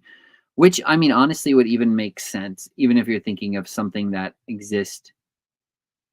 It's in a different time and space. I would, because even if you think of man, if I was eternal, my morality would just be totally different. I would think if I was seeing all things or all ends, it's like something would look really immoral, and it would just be like, oh, this is the better choice. I don't know. Well, it's like you would have to be really. You might have a long lifespan in certain respects, and you know a large amount of power in some respects, but you would be seeing uh, like by very little um, um, agape. So that's the transcendent light. But it's like you're seeing by very little of it, even though you have more Mm, power in certain other respects. yeah, If you think things like sacrificing babies or stealing babies or whatever fairies do, if you think it's all, the changelings. Yeah, yeah, that's the or I idea. don't know, whatever they think is immoral, but or whatever they There's think is moral that we. I don't yeah, I don't know the ideas behind it. I think that's the thing, that the whole thing is it's like there's a lot of things will seem somewhat arbitrary, and I that there's even a morality placed on it because it just seems so weird. Like that idea Well, of I the think that changeling. I can't remember where that comes from. What? Go ahead. I think that the fairies are something like the powers of the world that is passing away. So this world and its desires are passing away, and but it has things within it that are powerful, that are powers, that are laws, and uh, you know, to the extent that the world is passing away, their dispensation and their existence is coming to an end. One can sort of understand them impersonally in this way. Um, You say their existence is coming to an end? Is that what you said? yeah, their Why do you say identity. that? Because Um, they're you see them connected to nature or something, or well, it's like what would you even if you looked at it in terms of evolution? It's like, I don't know exactly how you should view them. Like what would be examples of powers of the earth that are passing away? I mean, even lust is one such, but that seems like too high a resolution, or it's like that level of yeah. scale is too high for what we're talking about when we're talking about fairies. I don't know. I'm not Fairies, sure how to view them exactly. I would like I would probably be more inclined to say something like I could maybe picture them as something like a shepherd. Like if you had like let's say you had a field of dandelions or something like that, and then it's like who is over these? It's like that might be a mm, fairy of the yeah, they're dandelion. like the That spirits of small places.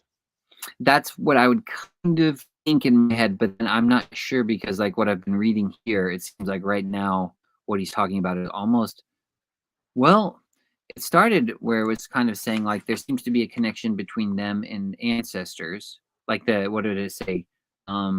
The memory of gosh, the lingering memory of the ancestors, which is kind of like connected to the realm of the dead or pre-Christian Hades, where you have the Queen of Fairyland is Queen Persephone. So there's kind of that connection there where it seems to like have a weird connection with deceased loved ones, Even but then at the same time he's even talking even about that I brownies. yeah.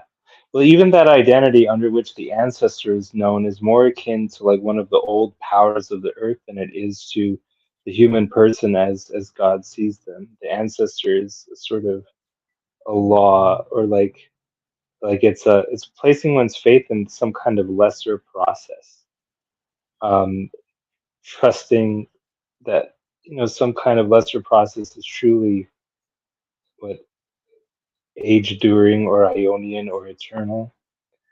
And that's because they worship their own ancestors as gods, and I mean Who does the pagans. the pay? Okay. And is this the spirit of paganism? Is the worship of essentially of the tribe? So the ancestors are the gods of the tribe, and Yeah. the ancestors sort of become conflated with like metaphysical powers that gave rise to What would you say the about that world. in What would you even say about that in Christianity, though? If you have like the idea of ye are gods, and we all from Adam. I mean, because there's kind of that same thing bleeds over a little bit, right? It Like depends love on God and love how man. you're viewing causality, because in one sense it begins with Adam and Eve, or in another sense it begins with Jesus. But as far as if you reckon causality in terms of force, it begins not with Adam and Eve, but with Australopithecus afarensis, and its nature read in tooth and claw, its evolution, and uh, now, and as far as the genesis of the of the Hebrew religion, the Canaanite religion, the scholarship seems to suggest that the god, I don't know whose stream we're on, whose name is the Tetragrammaton. He's a conflation of, of well, can I say his name now? It's Yahweh and El, and so they have a kind of genesis or explanation for it that is like according to what is measurable, what is empirical, the efficient cause. It's sort of like force, and is it's not untrue, but it's like one wonders if there's something that the analysis misses. Anyway, it's all very much subject to kind of like what's the light of your eye, what is what. Yeah. I don't know. Well, so far, I mean, I guess you could say, I guess the pagans, I have seen like, I've heard that described a lot, that they worshipped ancestry or worship nature. Seems like that. So far, I don't think this book has made any of those claims. It's just trying to take a look at the phenomena of what we call all these things. No, Um, no, I know. but I see what you're saying, for sure. I get that, yeah, going back, tracing it back to God or the unnamed thing. Um, what is it? They say Hashem, the name. Um, yeah, I don't know. Craig, you got any thoughts? You got any more thoughts, Mr. Cool Person? Do you have the impression, Jason, that Robert Kirk is looking at the body of fairy stories that are available to him and trying to uncover the patterns beneath them, or do you get the sense that he's being prescriptive and trying to In deliver this book, the I mean, as it said before, it said he was basically looking into the realm of fairy without fear of the accuser of the brethren. So, and it was talking about different people that had been burned as witches, uh, which, I mean, you read it and it sounds, at first you like, like I was reading about the one lady, and it's like, okay, she sounds like she's just maybe an herbalist or a doctor. But then it says she got her prescriptions from a deceased person who would appear to her and give her medicine. But it actually did cure people.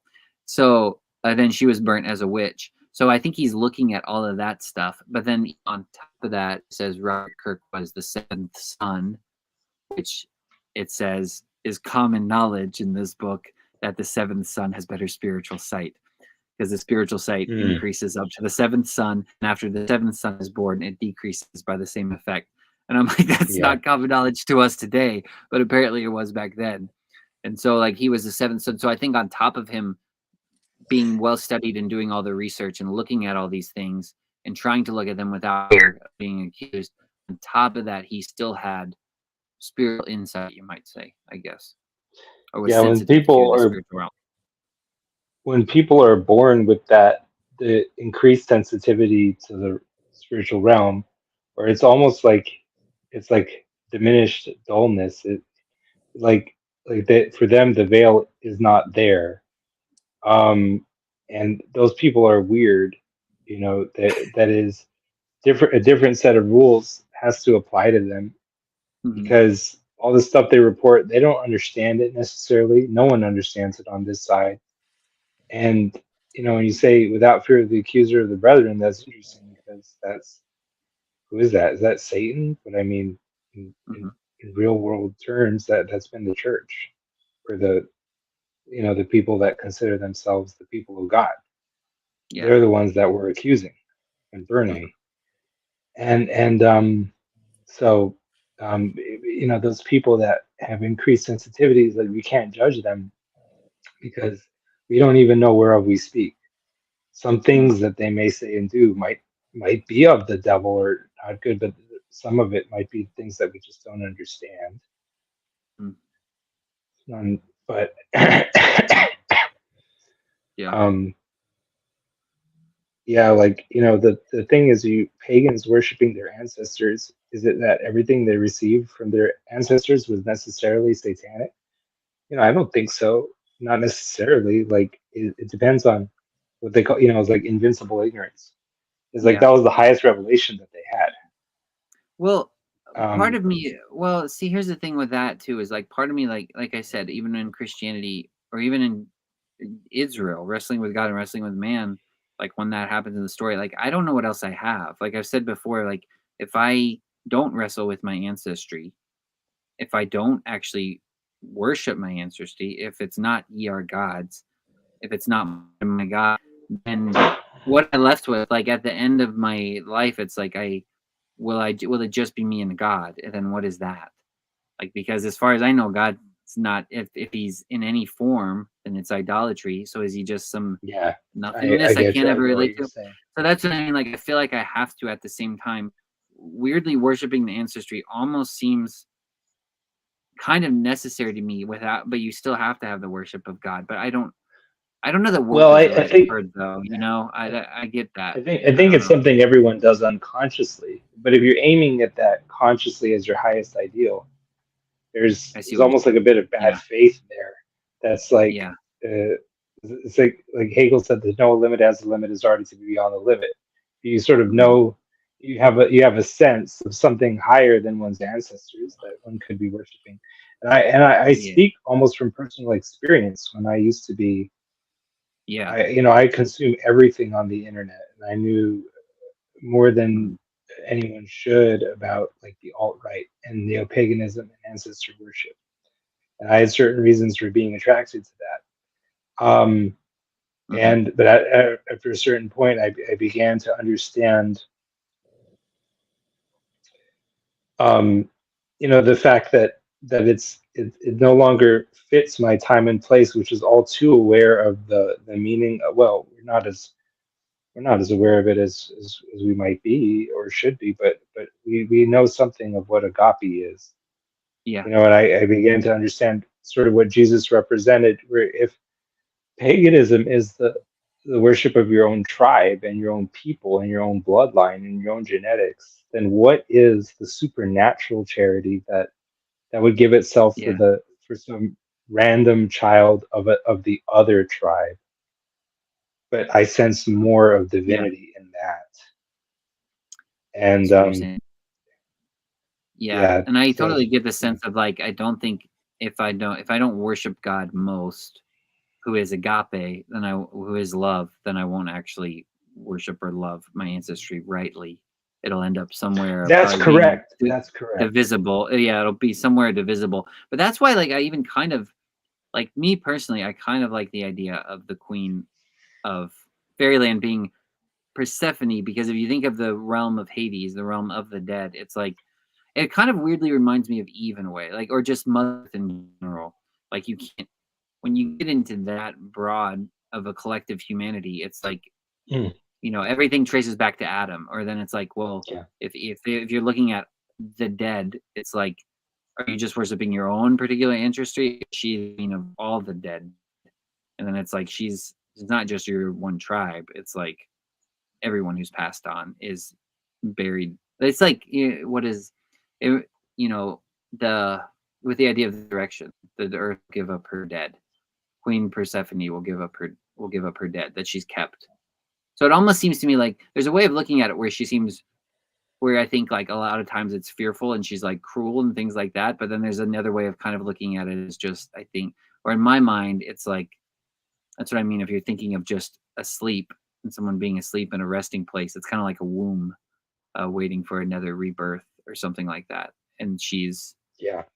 the queen of that womb or something. But I Yeah. don't but I don't know if that's the right, that's what I mean. I'm probably being way too generous. I don't really know because I don't know all the theories and the ancient worship. It's symbolically what's crucial about all this is like it's all pre-Christian. So that Hades, what you're talking about, that's the Hades in the poem that I just recited, and similarly, it's the Sheol of the Old Testament, and somehow Christ's advent changes that, because somehow the human, you might even say in Jungian terms or something, the human collective consciousness is able to conceive of a resurrection beyond this life, because it's the old consciousness both could and could not conceive of non-existence. How to put it? It couldn't conceive of further existence. So it's the afterworld was a place of shadows and dust, and there was no partiality toward, again, that was in the poem I just recited, toward those who were righteous and those who were, those who weren't. But it's like they can't conceive of not existing, so because no one can, so they have to see it as like a place of shadows or of sleep or something. The shades or something like that. Yeah, and then somehow human consciousness, collectively gets to the point where they're seeing an afterlife, and that means you're functionally immortal. And then now suddenly a very different set of standards applies, because everything you do is going to be seen under the aspect of the infinite. Even stealing an orange, however trivial that might be, seem, if your horizon line is just this human life, if you game that out so that you're an eternal being, that whatever principle was represented in the act of stealing that orange, it's like if you game that out over the longest of time frames, that becomes something fearful. So that's why the hell, the idea of an eternal punishment, and or eternal, but that's why it arises naturally from the notion of the resurrection. Now, of course, I mean, it's not as if Judaism was unable to conceive of the afterlife without Christ, or that other cultures were totally unable. But I'm speaking in broad terms, in terms of like the symbolic world or whatever in human history. I listened to your podcast recently. I remember you making that point about the orange. I thought that was really good, actually. I don't even remember what podcast was which one anymore. It's all a bunch of garbage. I like it's so good. I love it because it's real, and it causes me to be real as well. I don't know, because I told you, use my clips anytime you want. So then sometimes I'll be listening to them like, oh crap, I said that. I'm like, I really said that. Yeah. And then I'm like, but I like it though, because it feels more raw to me, and it's just, and you can tell, like, I think there was one where I could tell, like, even in, I mean, there's certain ones where you just like you can tell how raw the message is, because it's just so moment, and it's not even planned of being like, oh, this is going to be on a podcast. So it is just fragments of conversations that come together. It's good. Yeah, well, one of the best podcasts out there. Go listen to it. Fragments. Well, rather than just be someone who always says the kinds of things that my future self would approve of, I think it's better and humbling to like hear yourself say things that you're surprised that you said, but apparently you did say it.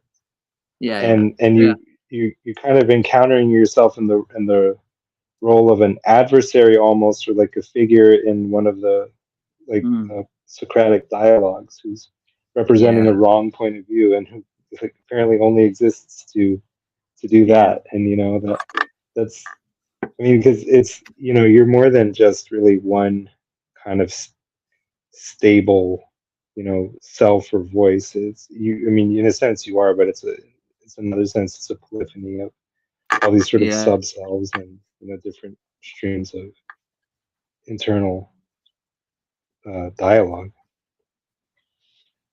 Yeah, I like that a lot. I like how you mentioned that. Yeah, you're in dialogue with yourself as well. There's that line in that movie Life Aquatic. I freaking love that movie. But there's a part where he says, because the journalist is quoting him back to himself, and then he's like, he just later on in the movie, he's like, I think he tells her she doesn't have permission to write it or something. Then later he tells her she can write it. She's like, so we're still doing the article, and he's like, yeah, I said those things, I did those things, I can live with that. And I just always loved that line. It's like, man, yep, said Yeah, those you things, can. did those Yeah, things. I can live with that. You have to live with it. But there's only one way to live with it. Craig, you got anything? You've been just sitting there so quiet. Let's talk about math. The unicorn has appeared on the stream. A question for both of you. When we have discussions about fairyland, does it seem to you that this is a fun game of pretend that we play culturally that's enjoyable? Or is there a way that we're talking euphemistically about something that we don't know how to talk about in other terms? Do you want to I take think it? there's other dimensions and stuff that we don't understand. Like, some of the people who theorize about Bigfoot think that the best way to make sense of the data, like tons and tons of sightings, but like basically no physical evidence, like in any form. Whereas if there was really like a large, or even if there was a population of any size of large apes, in North America or anywhere, they should have left some kind of fossil evidence or something behind at some point. They think the best way to make sense of the fact that so many people have seen it, and that there's no physical evidence is that Bigfoot is something interdimensional, or if you're Christian or religious, you might think that it's a demon of some kind. But that it comes like basically there's things that we don't know how to think about or how to explain in terms of our categories, at least not at this point in history. But it's like you might say all these parallel sort of realities or extra layers behind this reality that all kinds of things can get up, can live inside. And even the best way to characterize what they are, um, it's like we don't necessarily we don't know how to do that. So I mean, I tend to think that there's reality to it, um, but I don't know if it's that kind of reality that is really sensitive to like the imagination of human beings and like sort of how the the human imagination may be sort of culturally conditioned at different times in history. I don't know, because there do I seem to couldn't be phenomena like that. I couldn't tell if it was well, I couldn't tell if you were suggesting that it was more plausible that it is some physically elusive, real being, or if it was something like Bigfoot represents something, a kind of narrative or cultural category that we don't know how to talk about in a sophisticated Well, way. physical means natural, and then so if you're a naturalist and you found out that there's some things that don't obey the laws of physics as they're presently understood, then you would just in a sense widen the laws of physics to include whatever these new exceptions were, and then it would be natural. But in another way of using language, I could say that the deeper levels beneath our reality are supernatural. But it doesn't really ultimately matter which word that we use, except I guess what it would be a question that does arise is as we get deeper and deeper down the levels and closer to the level of ultimate reality. Is what we find something impersonal and law-like and constrained to just chug on in the manner that it's always done, or do we find something that is, so to speak, it's more personal, it's more free? We find a reality that is unpredictable, like a person. So anyway, that's kind of a deeper question there, but is it physical or non-physical? It's like even that's kind of a semantics thing, you know. I think the that's deeper layers of this reality they are not subject to like the laws of physics as we currently understand them. In that sense, they bear description as supernatural or non-physical. well. It seems to me that the perspective that maybe what's going on with the Bigfoot phenomenon is, you know, natural, so to speak, in a way that we just don't understand yet. That seems to me, and I think it's probably, I can't imagine this would be controversial, but that's not a viable interpretation for most people. What's not? That's Say physical. that again. That it's physical or natural in some kind of way. That's Oh, not a viable. most people don't consider that viable. Well, I'll speak personally. That's not really a conclusion that I consider very viable, and maybe I'm just. Oh yeah, me neither. Me neither. I don't know what most people think. When one gets a sense from watching, like, you know, the History Channel or whatever it's become nowadays, that actually most theorists who believe in Bigfoot do sort of see it as like this, you know, ancient but elusive, but you know, species of large ape like Gigantopithecus. Well, what I'm Yeah. wondering is But there? I don't think Is that's it, very compelling, personally. well, does it seem you know, by virtue of the fact that we're having the discussion, it seems likely to me that it's tempting for you to think about it in a kind of middle way where it's not just hysteria. You can't dismiss it and say, well, this is just Yeah, I totally Yeah. think there are unbalanced people. problems with dismissing that many sightings, that many reports.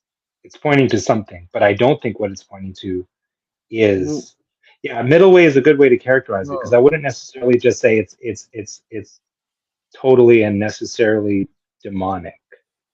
Could be well, something that is not good or friendly, but it's not necessarily like a fallen angel.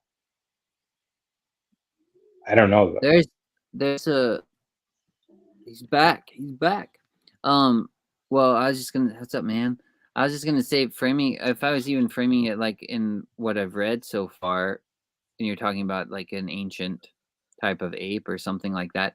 If you're thinking of just even like memory or ancestry or things like that, or you could even call them. You could even say ghosts.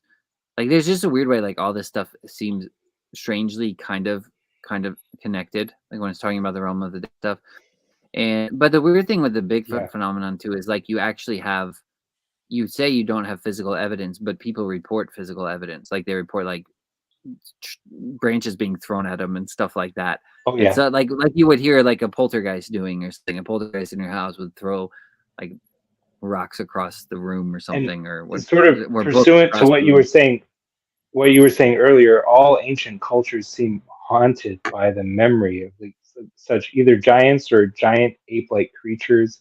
In South America, they have like artistic depictions of like giant sloths, but those were found to have actually been there, Yeah, or at and so it least, weirdly yeah. But doesn't manifest in like physical form, but it manifests enough to change, to have force on the physical. To throw a stick or something, you know, is like uh it's manifesting that much, and people report to seeing stuff. So the way, like I mentioned before, he talks about the what was it? The viewless forms of air. People with second sight can see the viewless forms of air. there's a way, like if the memory is so whatever that is, if it is an ancient memory or something, is pressing upon this certain space and time so much that you see it in the congealed air, like you actually see an apparition or something like that.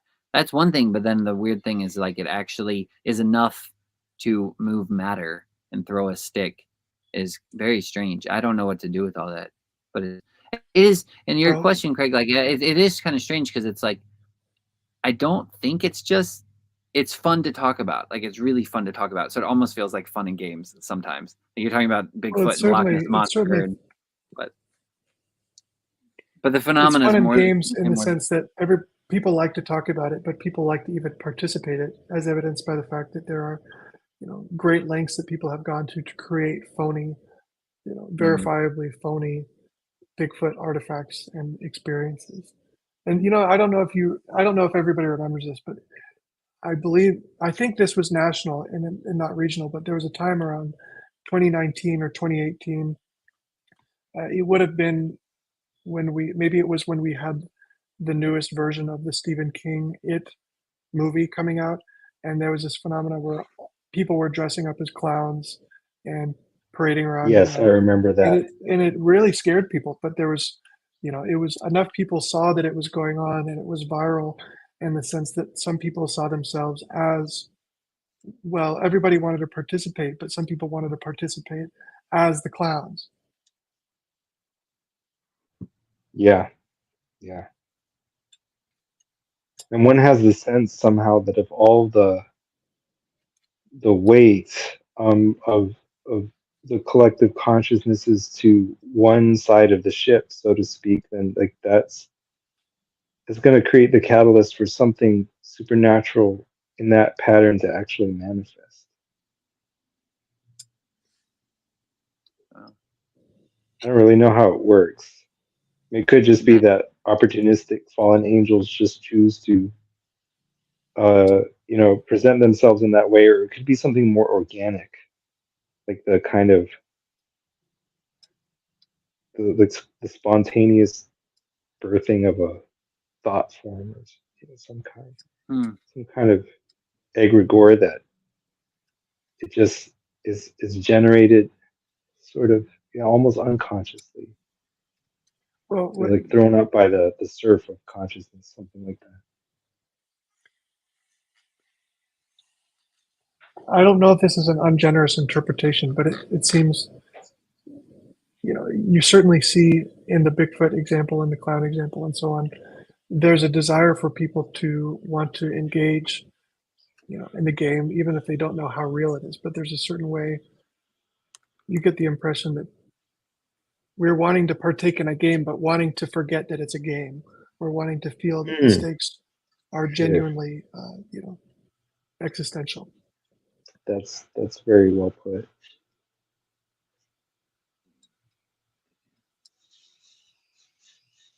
So don't want to distract, but Matthew, Craig, I don't know if you guys have met each other before. Probably in No, the chat. only over messages. Nice to meet you, Matthew. Nice to meet. Nice to meet. Yeah, I was just got a little workout in across the street. A couple things that popped out for sure was I think Mr. Cool Person mentioned the subconscious hitting a threshold with Christ, the collective subconscious, and becoming able to conceive of a resurrection. That was pretty impressive. That was a very interesting thought. Then Well, also it's Craig. in a sense, it's something that almost preceded Christ or set the stage for him. At least when we're looking at things in terms of like straight linear history from the Big Bang to then.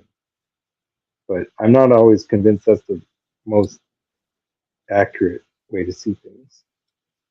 Well, it definitely landed for me, and I definitely thought it was at least interesting. I also wanted to just throw a bone to you.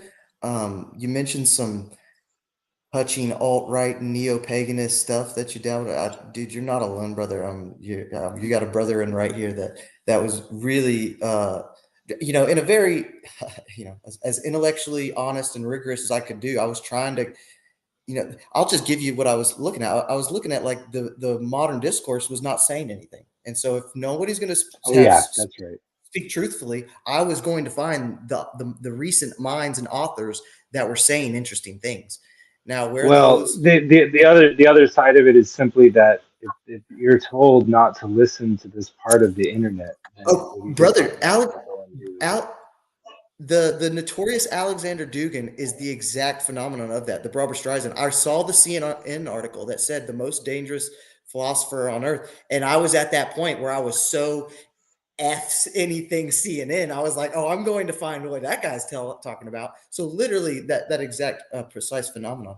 And then not to spill, not to be messy biatches here or nothing, not to spill too much tea. But I think JV just kind of had a run-in with a guy he interviewed has some certain perspectives on ethnic traditions and cultures and some alt-right-ish perspectives. And by the way, I'll just put the cards on the table. The guy does it in a very, like I said, very there's no gross or overt like hatred coming. It's like a very thoughtful, laid out perspective on why he's like, hey, I'm proud to be a white guy or whatever. So JV just kind of Yeah, stepped up. yeah. I guess there's a reason why the left sort of uh, dismisses the fans of Jordan Peterson as, like uh, right wing people, and JVP as himself like a right wing person because of his interest in Jung, Yeah. who is more easily seen, in right wing terms, and that Well, there's it's hard. One doesn't want to be associated with it because there is a lot of genuine hatred and that I think exists. I, as my little moniker says, the fellow JV. I think he lands on the right spot. It's like, hey, that once you're in this realm of radical debate politics, Machiavellian politics, you've left the Straussian classical virtues of politics. Then, yeah, we're just propositional tyranny all the way down. This is pseudo-religious ideologies all the way down. This is we're swimming in bullshit all the way down. We're just decadent romanticism all the way down. These people really think they're politicians are going to lead them to some. It's like, God bless you, buddy. But I didn't want to. I don't necessarily want to steer it into that. I just wanted to throw you the bone with that. Hey, and I also say that as someone who is honest about going down that journey until I had the epiphany moment about exactly a year ago where I was literally just like, hey, it's all over. Like, it's all done. I really tried to embody the Spenglerian thing, like things live, grow, and die, and I think whatever this thing Western civilization has been is doing its death spasms. But anyways, yeah, I just wanted to throw you the bone there that I've also, was definitely looking at those minds and reading some of those authors. And I'll say this too, there's plenty of minds in the corner that I know through references and damn near straight quotes that were also sophisticated. John Vervaeke, looking into these authors as well, because you're not gonna. John Vervaeke is not the kind of mind that's gonna have the dominant discourse say, hey, you can't read that guy because he's a bad guy. John Vervaeke is gonna go read that author and go see what Part of it was having read a large amount of Nietzsche before I was like an extremely online person, and so these were the sort of areas of like internet intellectualism that were engaging Nietzsche. I feel like I related to Nietzsche a little bit in those spaces because Nietzsche was weirdly always pro-Semitic, and that's kind of how I was. Like I didn't really, I didn't really feel like I could. I never really felt like anything like an organic hatred toward Jewish people. If anything, I just admired them, kind of like how Nietzsche did. Although I'm sure the way that both he and I did was subject to all kinds of unconscious, forms of And anti-Semitism. I actually think, I mean, not to just sound like a broken drum here, but I think Vervaeke has great insight into that Gnostic kind of nightmare of what Nazism was doing and how it kind of spun itself out. To a degree, you know, he has a few insights on it. But just to maybe pull us out of the morass here, I did also want to throw Craig the bone too. Is your last comment? I think you were trying to kind of keep some of the fairy tale conversation grounded a little bit, and you're saying, Craig, is there two ways of looking at are we trying to talk about things that we don't understand, or are we using euphemisms to kind of you know, touch on topics that are quite beyond our reach? And I thought those were great provocations. I thought it was definitely, I can't remember the exact categories you had, but I remember, I think that it was the latter, that I think it's once if you can really take the spiritual nature of like, if you can really kind of deconstruct that physical or materialism out and really understand like what makes a being. Like I'm reading the history of being right now. It's like, what makes a thing, and it really gets messy as hell, man. And this guy claims it's relationality. And what you could say, Craig, is relationality is a very fancy modern word for spirits, for these connecting entities, these connective entities that we relate to. You know, that's how right. Go That's ahead. right. Yes, No, yes, thank that's you. 100% correct.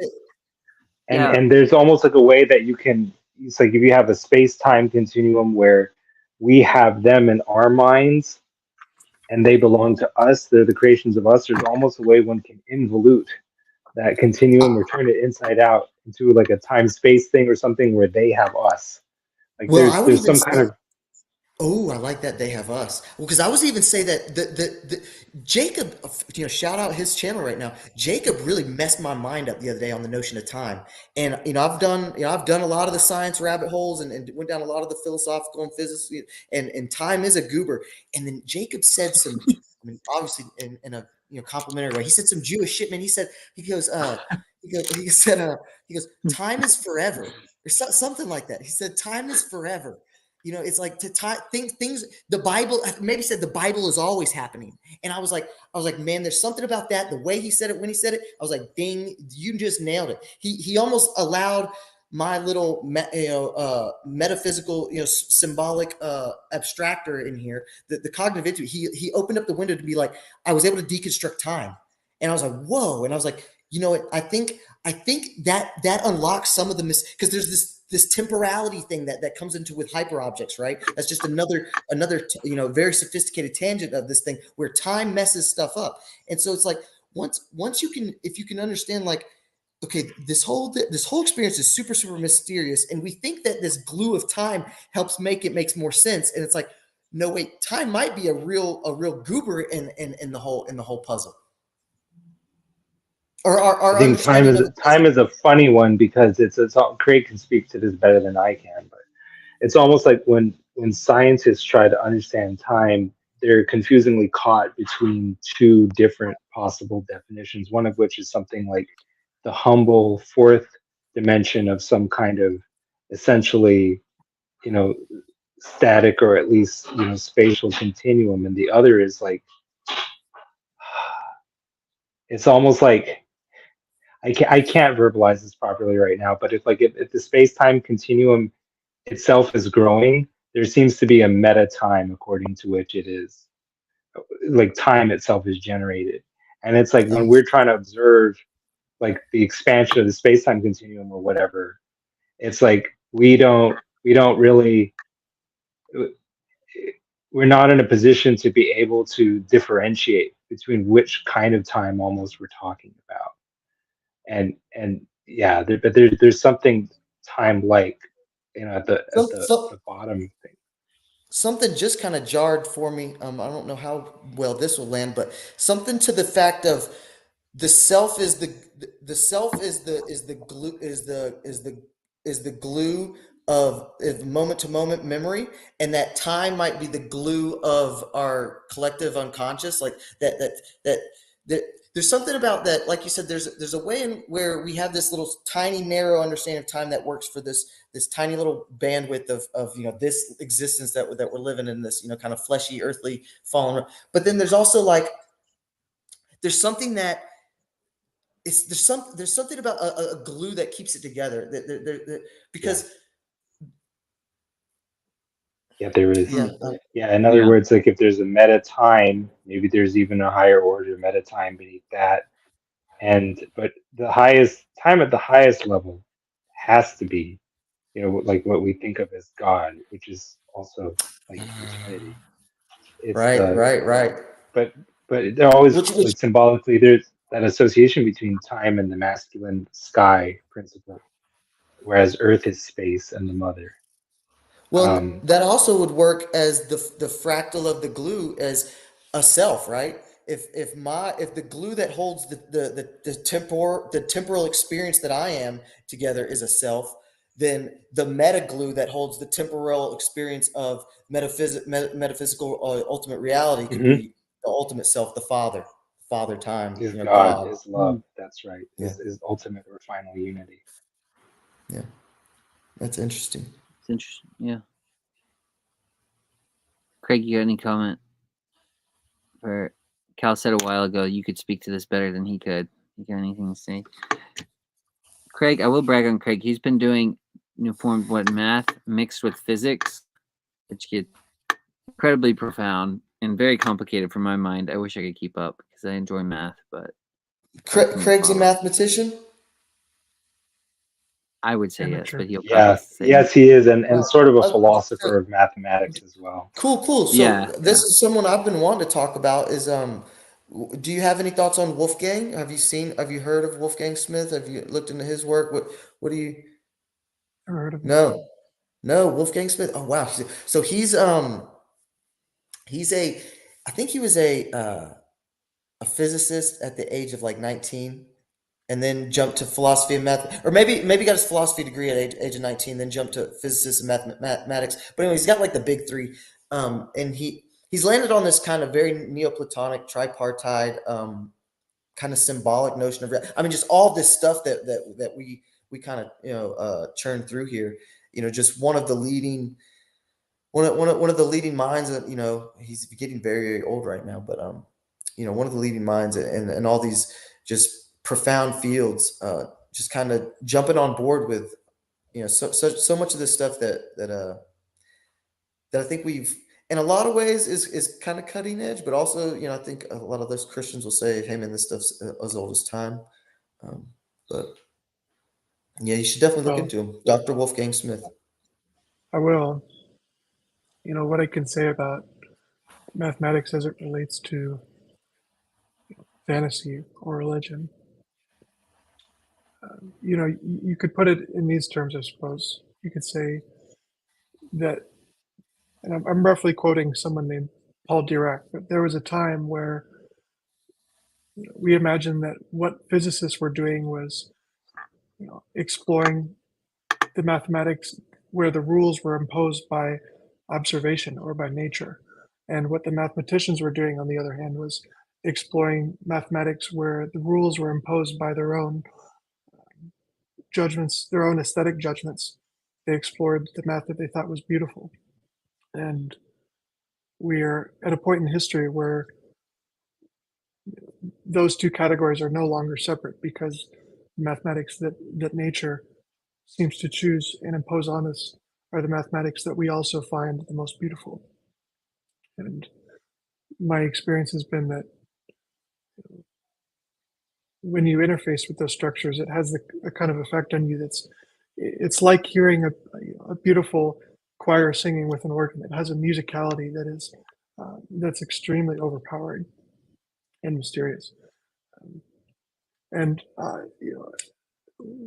I suppose a question that I could offer that is essential question to me has to do with what we were discussing about Bigfoot and fairyland, I suppose, is there's a certain way where it seems very natural to me that the Jesus phenomena is something like an analog of the Bigfoot phenomena, where there was a kind of opportunity for us to engage in a game that was just overwhelmingly interesting to us.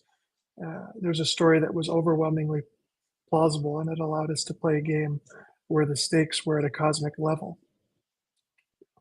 And if I go wrong, if I have a tendency to go wrong in this area, I really suspect that it's, um, you know, in imagining that what I believe is a game is not in fact a game. And there's a certain way where if you're going to play the game, you have to believe that it's not. But I don't Yeah, really have. I feel this. I feel that 100%.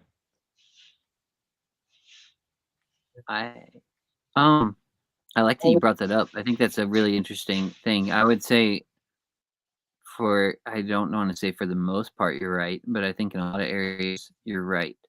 I think that's why I mentioned before, I think there's aspects of Christianity that are idolatry, and I think that Jacob kind of rightly points out, because I think what Jesus was about in the Gospels and the stuff Jesus himself was pointing to and teaching was not about him per se being a phenomena. Like it really, I don't think was about him. And so the weird way we pick up on Are that you and just kind of, mostly restricting yourself to the synoptic gospels here and kind of leaving John's gospel to the side for a second, or are you talking about all four?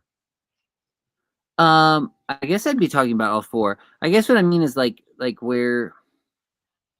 Well, no, I don't know. Maybe I'm just speaking about this in the wrong way. I guess where I was kind of going Because with in it was John's I was gospel, it kind of does seem like he's talking about himself hmm. as like the ultimate reality principle, essentially. And in the beginning was the word was with God, the word Yeah, was that's God. why It's I kind of always on the nose. But the synoptic gospels they're the ones that are a little bit more easily accommodated by like deflationist um you know accounts of history that would have seen Jesus as merely an apocalyptic Jewish prophet. apocalypse Jewish prophet. Okay. Maybe that's what I'm Yeah. doing. I don't really know. I don't really know. A lot of times in the like I said before, a lot of times in the um especially in the Gospel of John, I would say, the one you're pointing to, I often will ask myself, could I say this as well?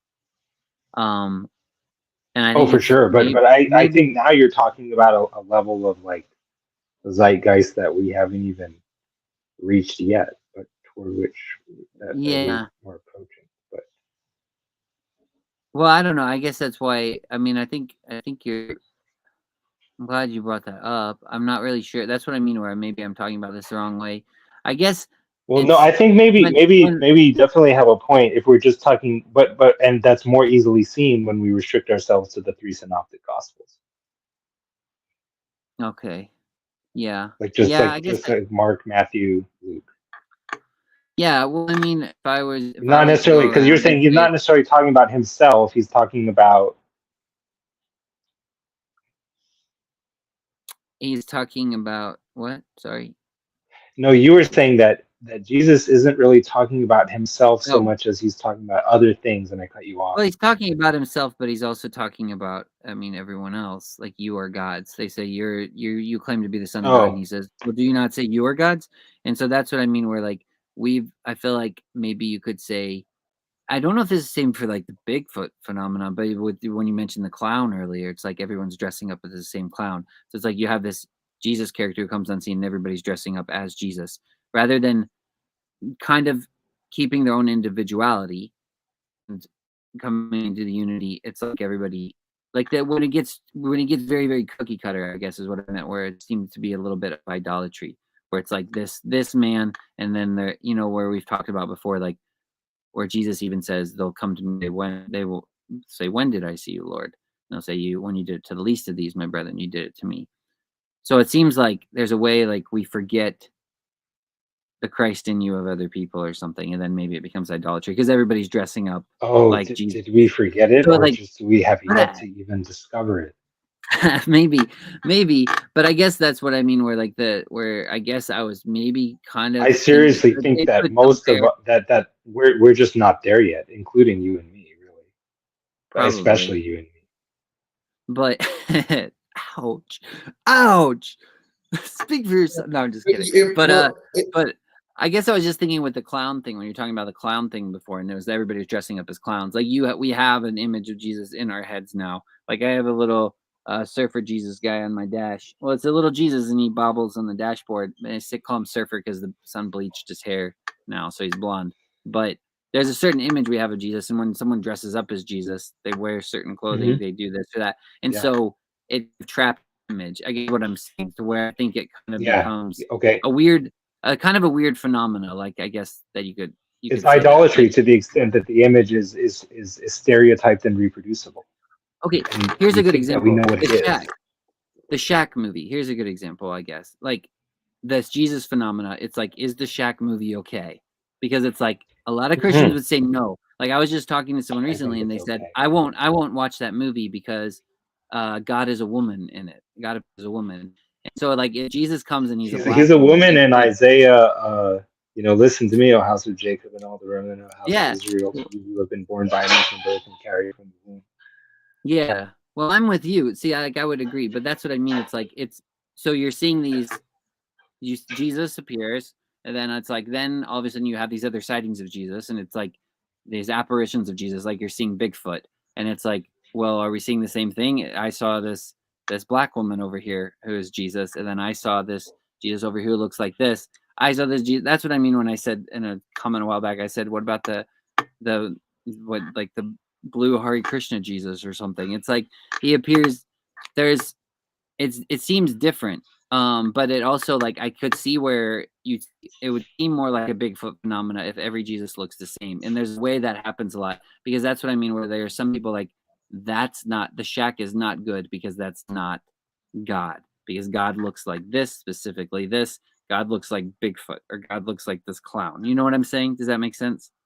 Like, it's the image is stuck, and where it becomes like the seeing these apparitions of Jesus, it's like you can only see it in this one way. Otherwise, it's just, I don't know. Does that make sense? Although, you're thinking at a high level of analogy. It just wouldn't. I mean, but yeah, it wouldn't just be anything. Like, I mean, you wouldn't be like, because we're talking about, to get on all this, like, you wouldn't see. Most people wouldn't see an apparition of Bigfoot, a big ape, and be like, "Oh, that I had the vision of Jesus." You know what I mean?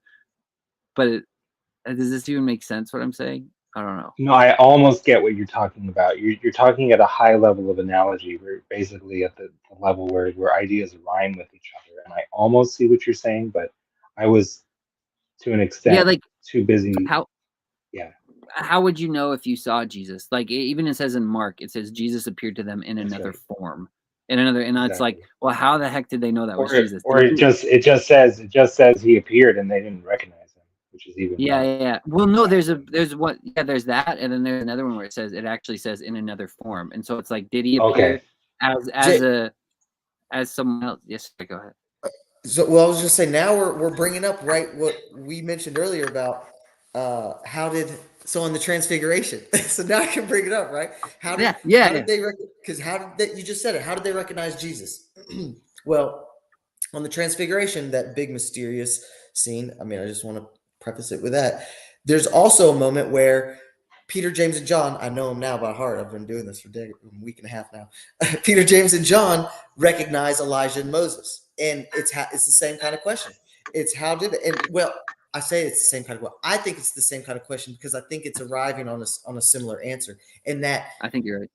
You recognize it in the spirit of ultimate goodness that you recognize in and here's where I also was going to say too, because this will tie it in a little bit, is why I was my mind went when you said Jesus didn't focus on himself, is that because Jesus focused on himself, but Jesus focused on between him and the world, not him and not the world. He focused on between him and the world, the relationship again, on how he's going to engage. So it's not that it's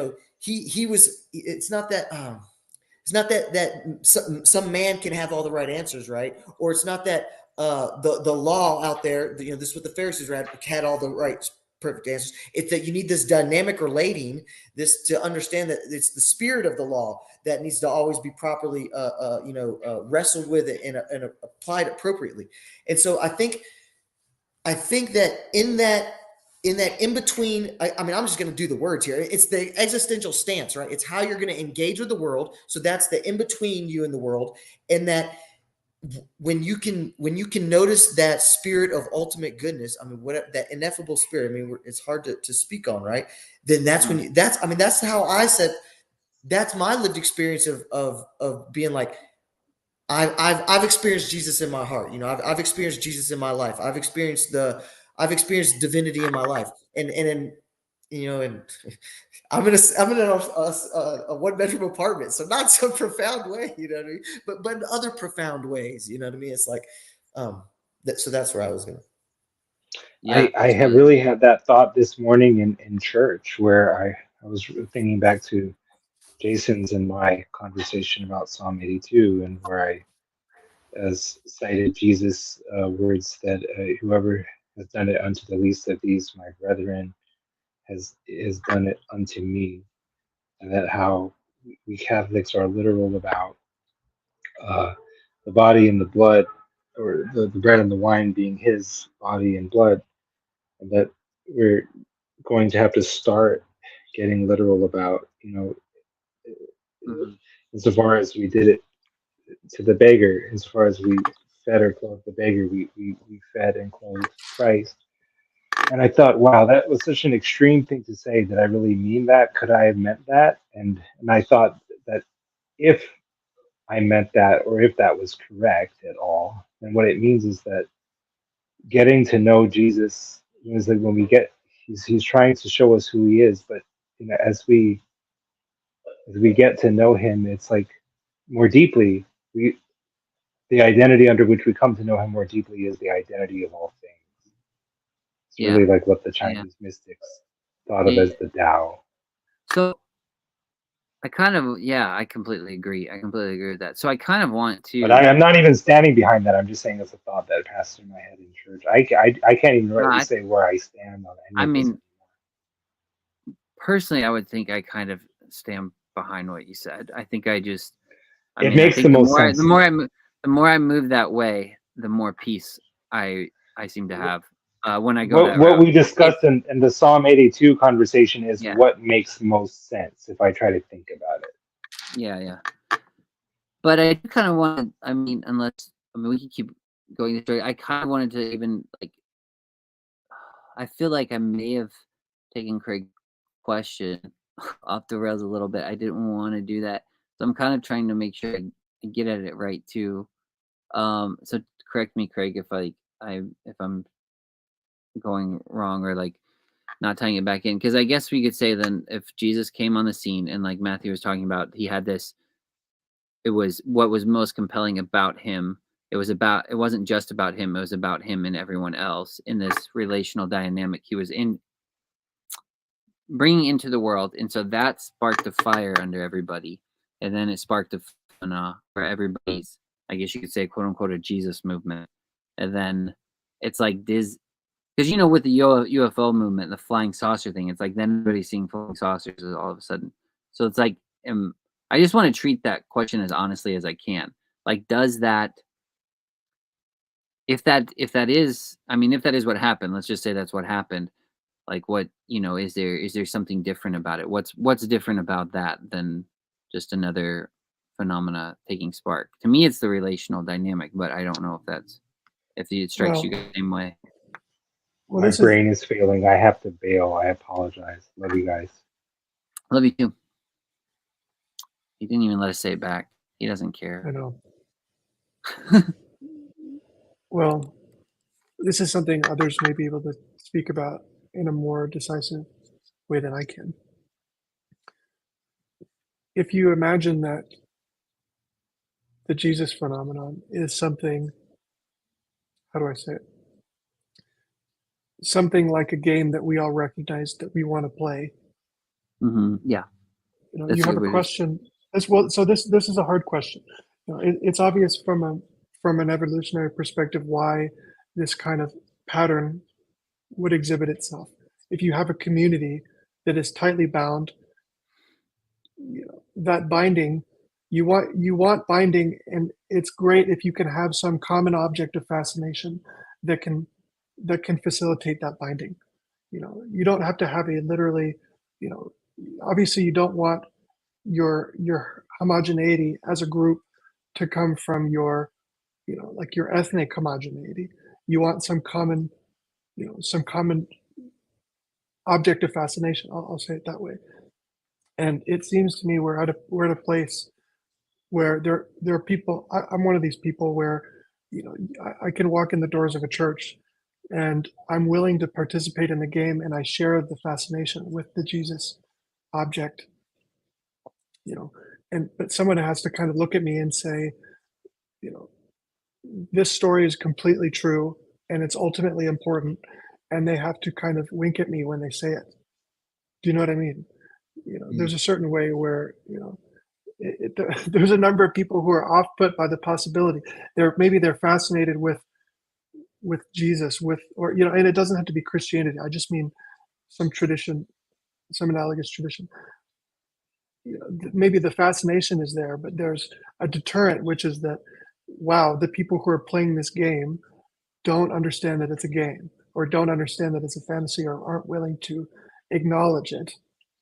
And so there's an open question as to, of course, there are things about, this game that we're playing that makes society beautiful to live in. All the best, if you ask me, all of the most beautiful parts of our society and the best things that we have spring out of this fountain, which is, our religious traditions. It's the deepest and most beautiful thing we have. But do we diminish it somehow if we're willing to say, this is a game we play, and I don't mean to say just a game, but Yeah, I was gonna say, because game and fantasy just did a lot of heavy lifting right there. But here's what I would say. I mean, you're the math guy. I would turn it kind of back to you on. Hey Sherry, I would turn it back to you on kind of the combinatorial explosivity thing of,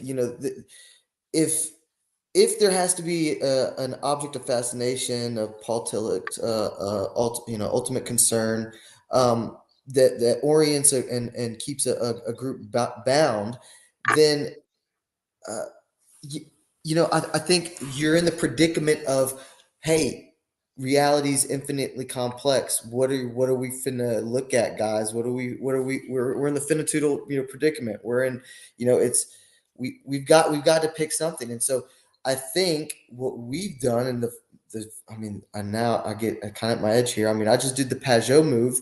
I'm in my culture. I'm in my Christian, heritage. That's where I landed once I deconstructed.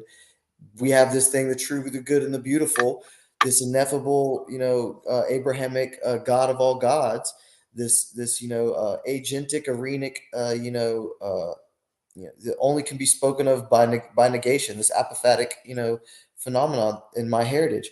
And so that's what and so this notion of the wink, that wink, if that wink is like a disingenuous wink, then I think that guy's not a good Christian. If that wink is an orthodox, man, ain't this freaking shit crazy? What a mystical ride this is, then I'm all for that wink. I think that wink is what probably needs to get back into Christianity. But if that's a disingenuous wink, is like, now there, I think maybe where the rubber hits the road here, maybe where it gets a little blurrier, is the wink a very much like a, we have no idea. It's a very earnest, sacred humility, learned ignorance, that we don't know if this is the right orientation, but we're going to do our best. We're going to keep up with our tradition, pay attention to the true, good, and the beautiful, try to have a Christ-like existential stance with every moment in this life that God has graced us with. And that's where the cards may fall, brother. You know what I mean? And if that's the game, then let's play the game. And if you think there's some disingenuous nature to that, then it's like that. I think that gets to a different level of kind of cynicism. I liked everything you said. I wrote this song a while back. If I can quote some of the lyrics, because I kind of wrote it as a weird kind of, I don't know. It kind of sounds like jabs. I'm not sure why I wrote it, but it has weirdly 3 choruses. Some of my songs are weird. But all my songs usually, well, most of my songs usually have theology bleeding over into them. But when you said, Craig, about it being a game, So I kind of want to say some other stuff after this too, but I'll just do this because it reminded me of this. It reminded me of these, so I just brought them up. But the first part is, if the smallest water drop could give back a four-leaf clover, the matador would learn to follow in my steps. I've been running around my world 3 times till I fall over, but it was all just a part of the bet. It was all just a part of the bet. And this part is, if the heaviest of hands hold the gentlest of doves, perhaps the serpent would be wise enough to choke. I've been running in a circle. Isn't that what they call love? But it was all just a part of the joke. It was all just a part of the joke. It's hard to love eternal when the world is ever growing. None of us will ever really stay the same. Yet if I could love a little, perhaps I might be ever knowing. But it was all just a part of the game. It was all just a part of the game.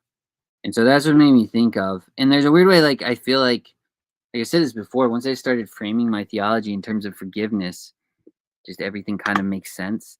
And I don't know if I'm going to try to talk about it. It's because I feel like even if I say, hey, it's a bet, because I feel like Christians say that, like, you've got nothing to lose. Why don't you bet on this? Like your eternal salvation. Like I've heard that argument before. Like if it's your eternity, you might as well bet on this because, like, what is that? What is that called? Pascal's wager or something like that.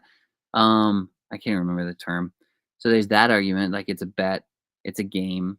And I feel like people. I mean, it's a very, like you said before, Craig. I don't think you're using that lightly though, even when you say that, because it's like it's a game with the highest stakes. Um, but the way I've even spoken about forgiveness lately too is it's like, you could look at, what did Jesus say? Forgive that your heavenly Father will forgive you. And it's like, so are you just forgiving other people so that your heavenly Father will forgive you? It's like, then it's kind of like you're just doing it out of a selfish manner. But there's a weird way I'm like, people will say, just try it out and see if it works. Like just play the game and then it becomes real or something like that. And so I'm like, even if that's what you're doing, if you're just forgiving so you can be forgiven, forgiveness is negating yourself. So it's like I think you would experience true forgiveness in that. Like I really think you would, because it's not self-seeking, because it inherently is not selfish. Like you cannot forgive with being selfish, because someone harms you, they do you wrong, and so they trespass against something that is you perceive as being part of your identity. It's a truth you hold. They trespass against it, so you have to negate your own identity as a self act in order to forgive them. So if you're doing that just for some sort of self-seeking reason, it's like it doesn't make sense. Like you have to be selfless in order to do it. So it's like you're getting in the game, you're playing the rules, and then you find out it's really fucking real. And you're like, this is how reality works. And that, I mean, where I think like even with mathematics, and that's what I was trying to get at too, like even exploring mathematics, I feel like you'd get down to something where it looks something akin to forgiveness. You'd have this one like static monad thing, this truth, this essence that somehow weirdly kind of negates itself so other things can be. Like it weirdly gives of itself.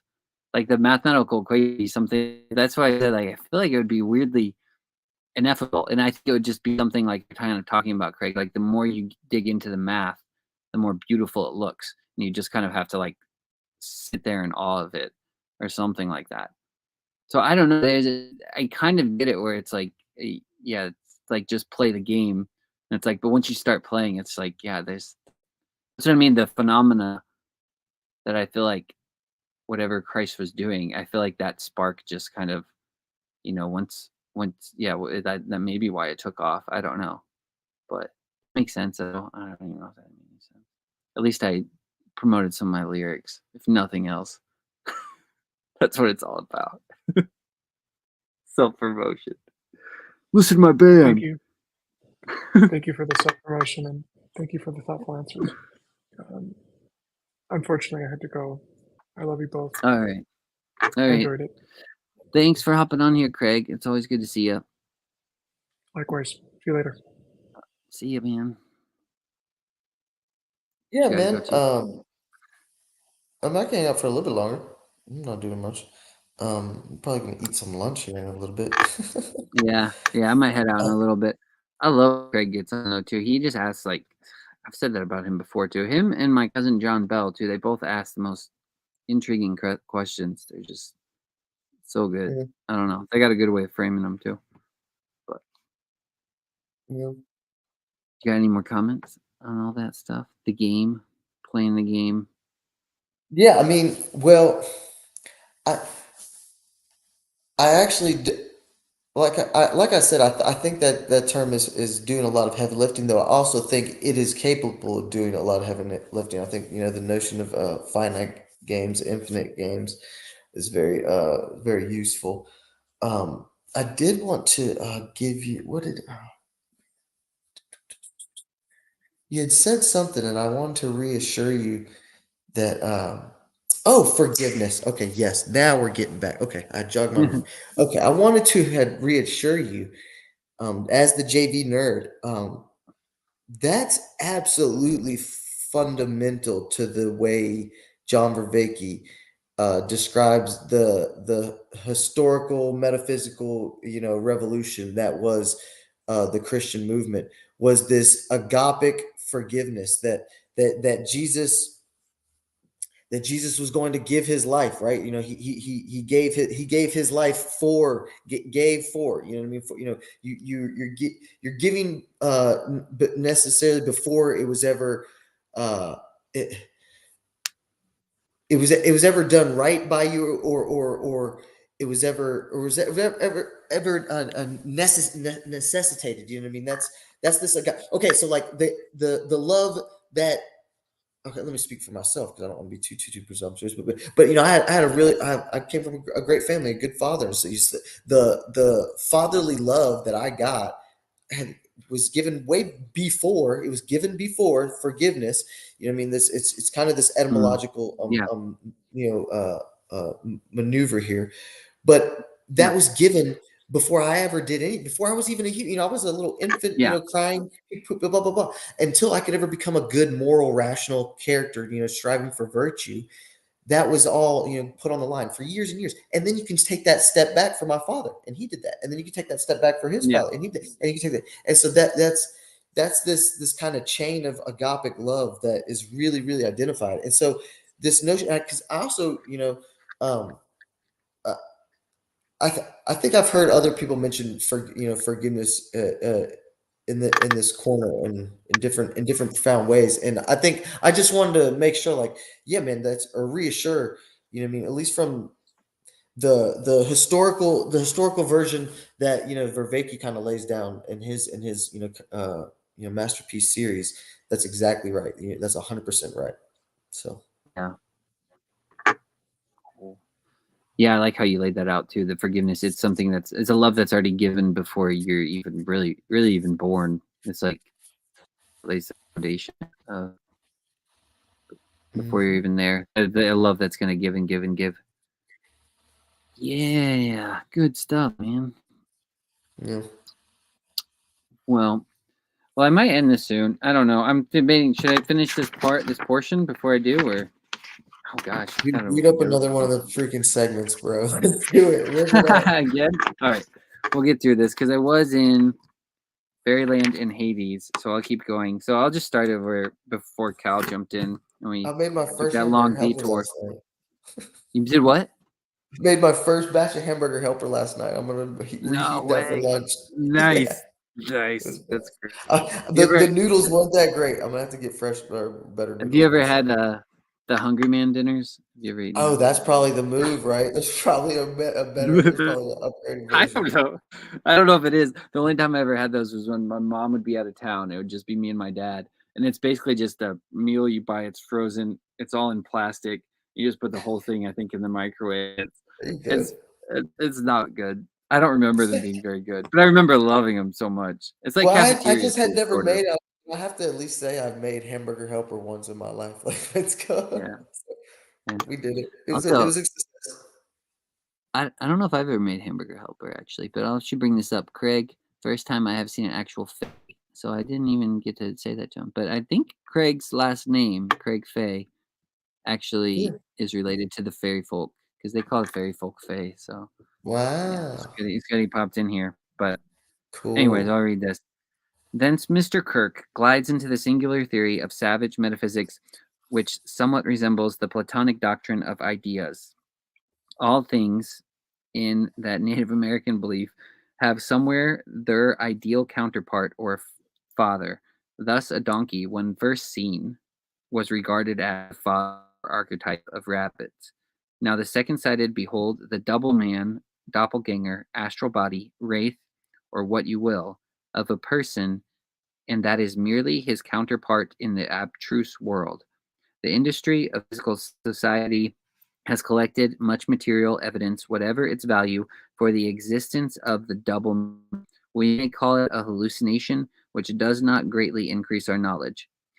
From personal experience and the experience of friends, I am constrained to believe that we may think we see a person who is not really present to the view, who may be in the next room or downstairs or 100 miles off. This experience has occurred to the sane, unimaginative, the healthy, the free from superstition, and in circumstances by no means mystic. For example, when the person supposed to be seen was not dying or distressed, nor in any but the most normal condition. Indeed, the cases when there was nothing abnormal in the state of the person seen are far more numerous, in my personal knowledge, than in those in which the person seen was dying or dead or excited. The reverse appears to be the rule in the experience of the physical society. The actual proportion of the this is a quotation. The actual proportion of the coincidental to non-coincidental cases after the deduction for possible sources of error was in fact that the probability against this supposition of chance coincidence came enormous on the assumption of ordinary accuracy on the part of informants. I didn't even understand what I just read. Some 17,000 answers were collected. We must apparently accept these facts as not very abnormal nor very unusual, and doubtless as capable of some subjective explanation. But when such things occurred among imaginative and uneducated Highlanders, they became foundations and proofs of doctrines of second sight. Proofs, too, of the primitive metaphysical doctrine of counterparts and correspondences. They avouch that very element and different state of being have animals resembling these of another element. That's in quotations. I don't even know. They avouch that every element and different state of being have animals resembling these of another element. By persons not knowing this, the Roman invention of guardian angels, particularly assigned, has been promulgated. The guardian angel of the Roman superstitions is merely the double or co-walker, the type in the viewless world of the man in the apparent world. Thus, the wraiths and ghosts explained by a Presbyterian psychologist and his Highland flock. All things universally have their types. Their reflex, a man's type or reflex or co-walker, may have been seen at a distance from or near him during his life, nay, may have been seen after his death. The gifted man of second sight can tell the substantial figure from the airy counterpart. Sometimes the reflex anticipates the action of the reality, was often seen of old to enter the house. I'll start over. Sometimes the reflex anticipates the action of reality, was often seen of old to enter the house, by which the people knew that the person of that likeness was to visit them in a few days. That's interesting. It may have occurred to most of us to meet a person in the street whom we took for an acquaintance. It was not he, but we meet the real man a few paces farther on. Thus, a distinguished officer at home on leave met a friend, as he tells me, in Piccadilly. The other passed without notice. The officer hesitated about following him, but did not, and in some 50 yards met his man. There is probably no more in this than resemblance and coincidence, but this is the kind of thing which was worked by the Highlanders into their metaphysics. Want me to keep going? All right. The end of the co-walker is obscure. This copy echo or living picture goes at last to his own herd. The ghosts are short-lived, and according to M. Diezer, on the manners of posthumous man, seldom survive more than a century. By an airy being of this kind, the Highlanders explain the false or morbid appetite. A joint eater inhabited the patient. He feeds too when he eats. That's weird. As a rule, the fairies get their food as witches do. They take the pith and milk from their neighbors. cast unto their own cheesehold, throw a hair tedder at a great distance by airt magic, only drawing a spigot fastened in a post, which will bring milk as far as a bull will be heard to roar. I don't even know what that is. Do you understand? As a bull be heard to roar? No, I have no idea. That's crazy. I'm gonna read it again. A joint eater inhabits the patient. So I guess what is this talking about? By an airy being, the highlighters explain the false or morbid appetite. So I guess it's kind of like He's it's talking about describing you have something a witch was making for a snack.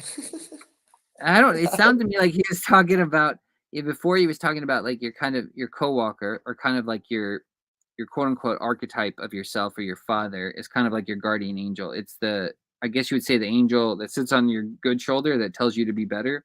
So it's like your better Okay. version. So I think he was saying like there's that likeness of you that people with a second sight can see. It seemed like he was saying that. Then it all sounds like he goes to the end of the co-worker is obscure. The copy, echo, or living picture goes at last to his own herd. Then it says, thus ghosts are short-lived, and according to this guy, some survive on more than a century. By an airy being of this kind, the Highlanders explained the false or morbid appetite. So it sounds like this isn't your higher self. This is something like your parasitical self, maybe like the demon on the other angel. I don't know. But it says a joint eater inhabits the patient. He feeds too when he eats. So the person feeding to and eat, almost like there's a parasitical form of you that's eating what you give it. As a Yeah. rule, the fairies get their food as witches do.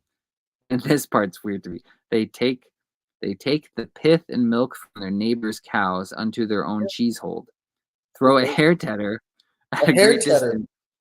Yeah, a hair HAIR/TEDDER, a hair tedder at a great distance. I don't know what that is. By airt magic, AIRT magic, only drawing a spigot fastened in a post, which will bring milk as far as a bull will be heard to roar. I don't know what that means. This is illustrated in the drinking scene in Faust. This charge familiar trials for witchcraft. What on earth? Okay.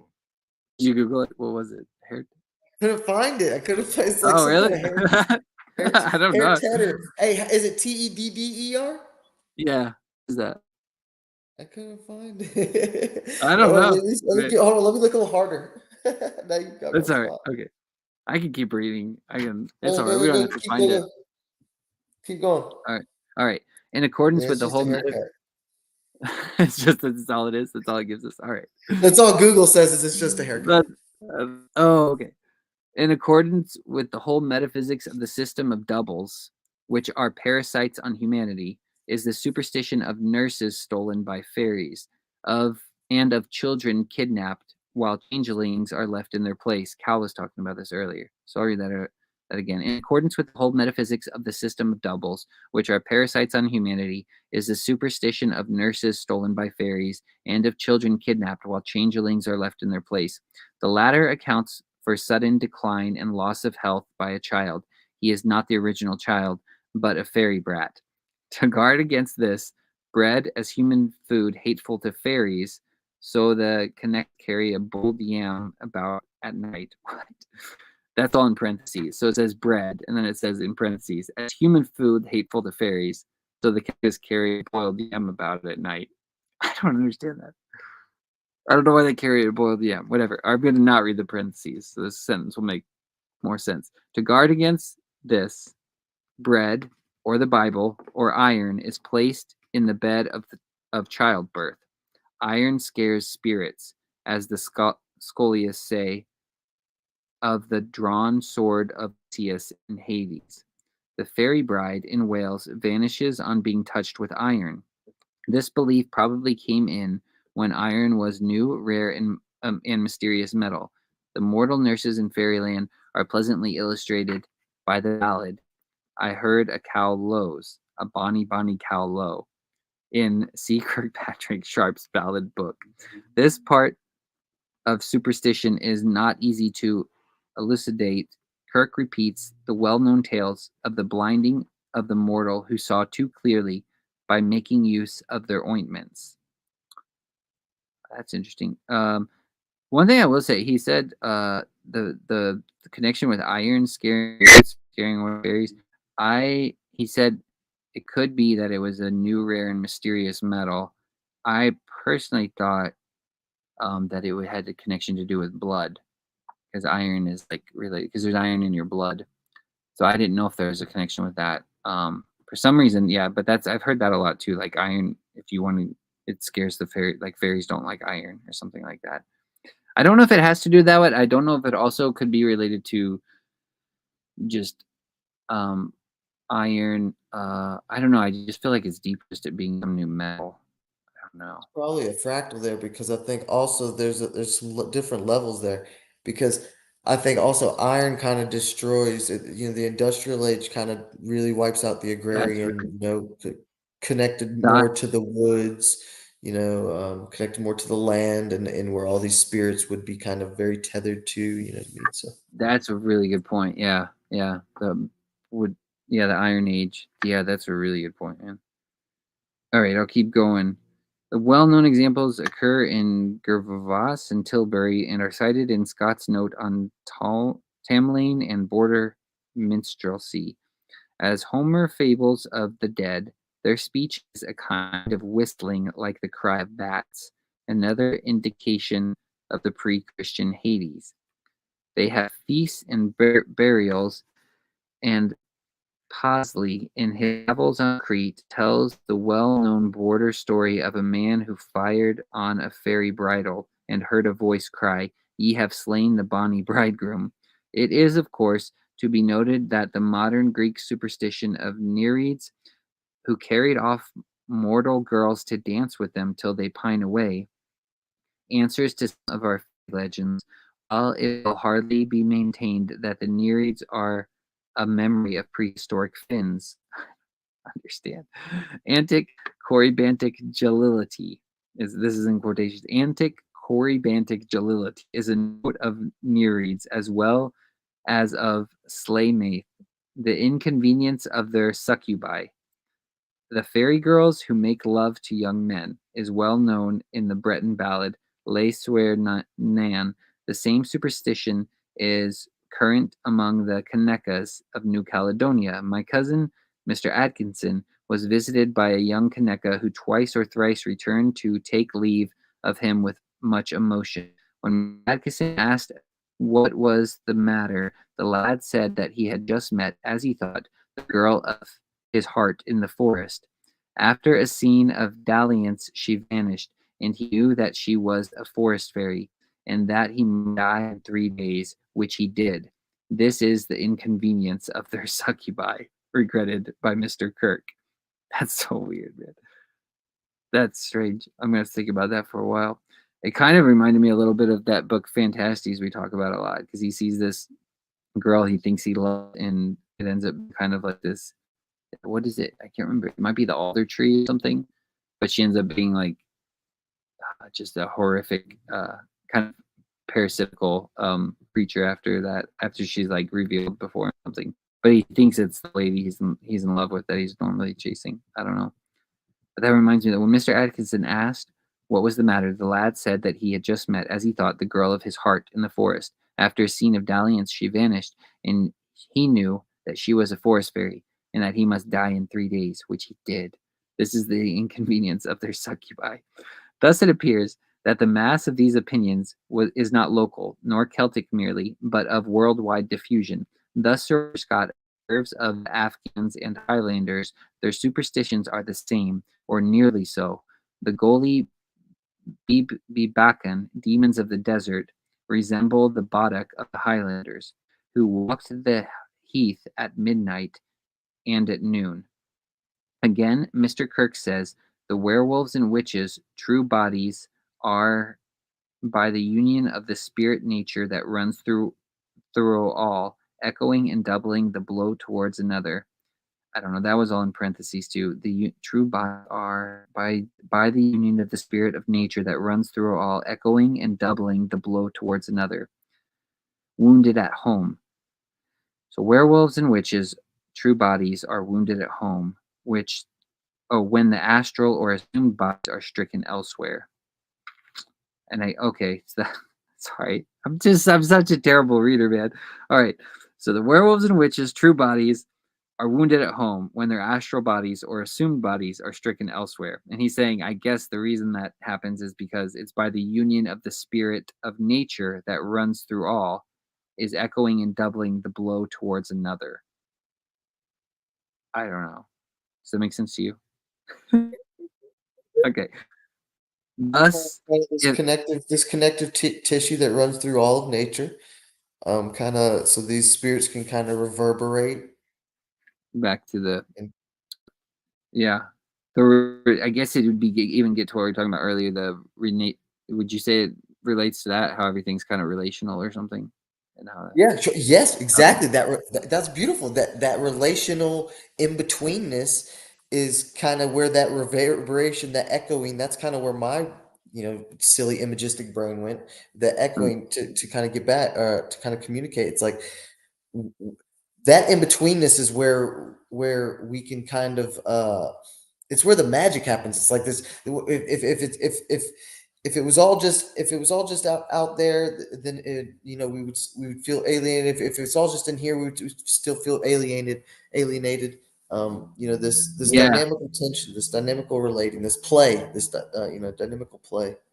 yeah. It kind of reminds me a little bit of like how people can know things too. Like I've heard of other people, and maybe that's just people that are more sensitive too. But they'll know when like a loved one dies somewhere else, like halfway across the world. They'll just be like, "Oh, this person passed away," and they'll just know.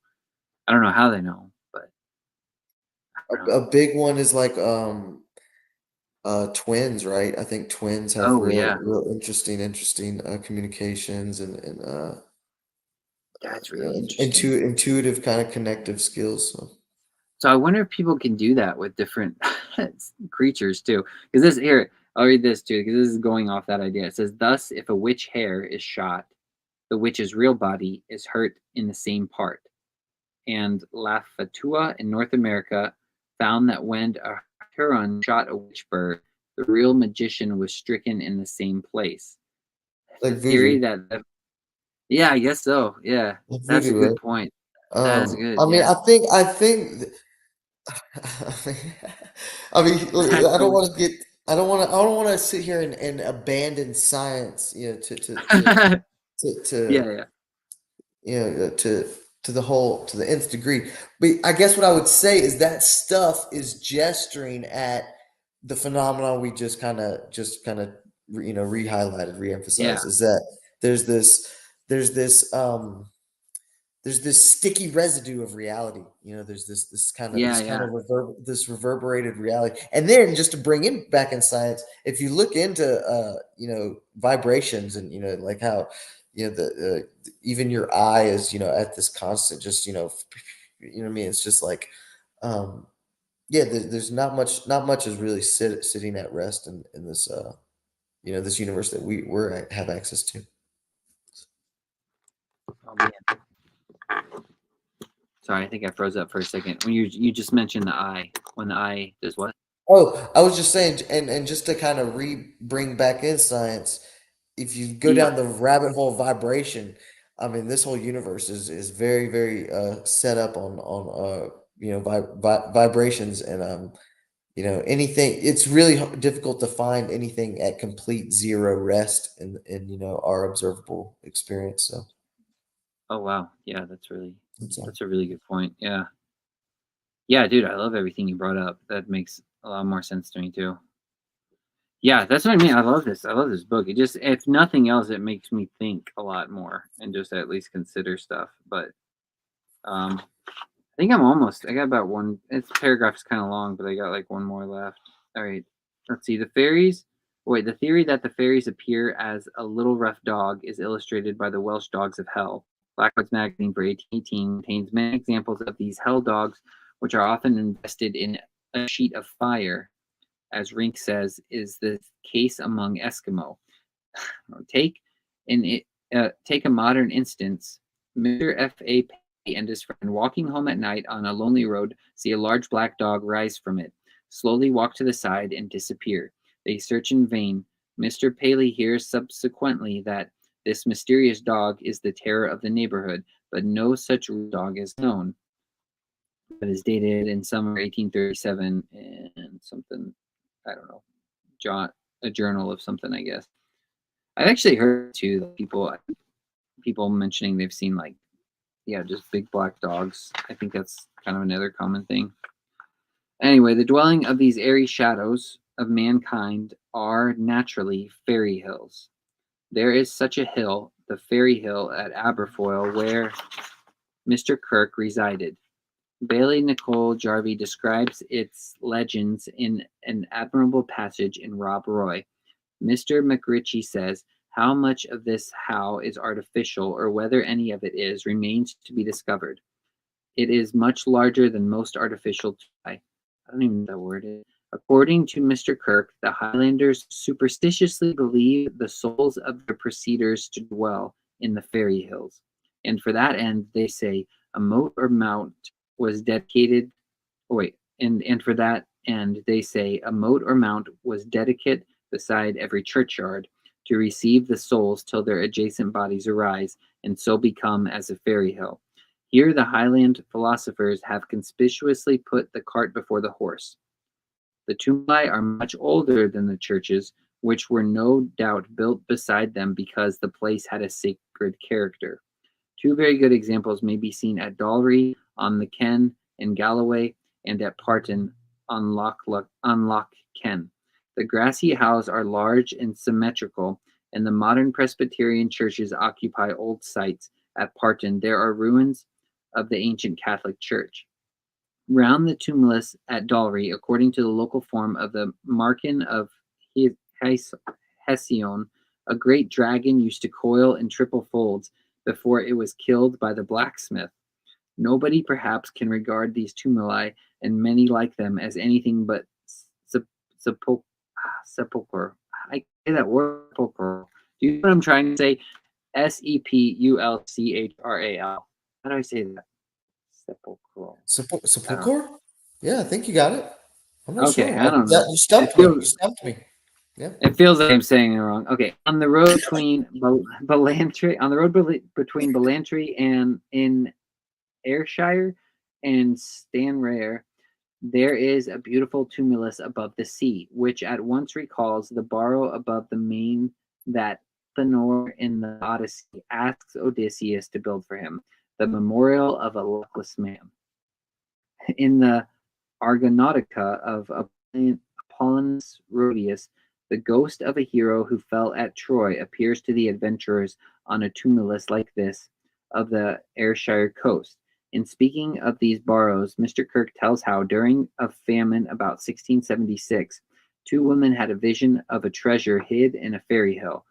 This they excavated and discovered some coins of good money.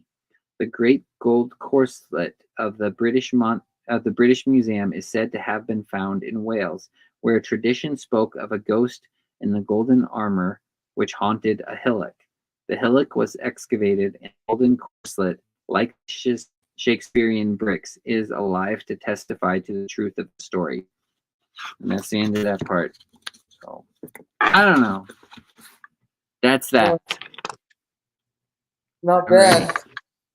So, and we're almost like, that's probably a third of this book, man. It's really short. It's interesting, though. It's fun that it's from like the 1600s or whatever. That's crazy. I love that stuff. I love it. Yeah. Well, I'll probably hop off here, man, because I've been going. It's been like 3 hours, but thanks for hopping on. I'm gonna go eat eat your what was it, hamburger helper? Yep. Nice. I love it, Jason. We're gonna do it again. Yeah, thanks so much for this, man. All right, Bye. I'll end this.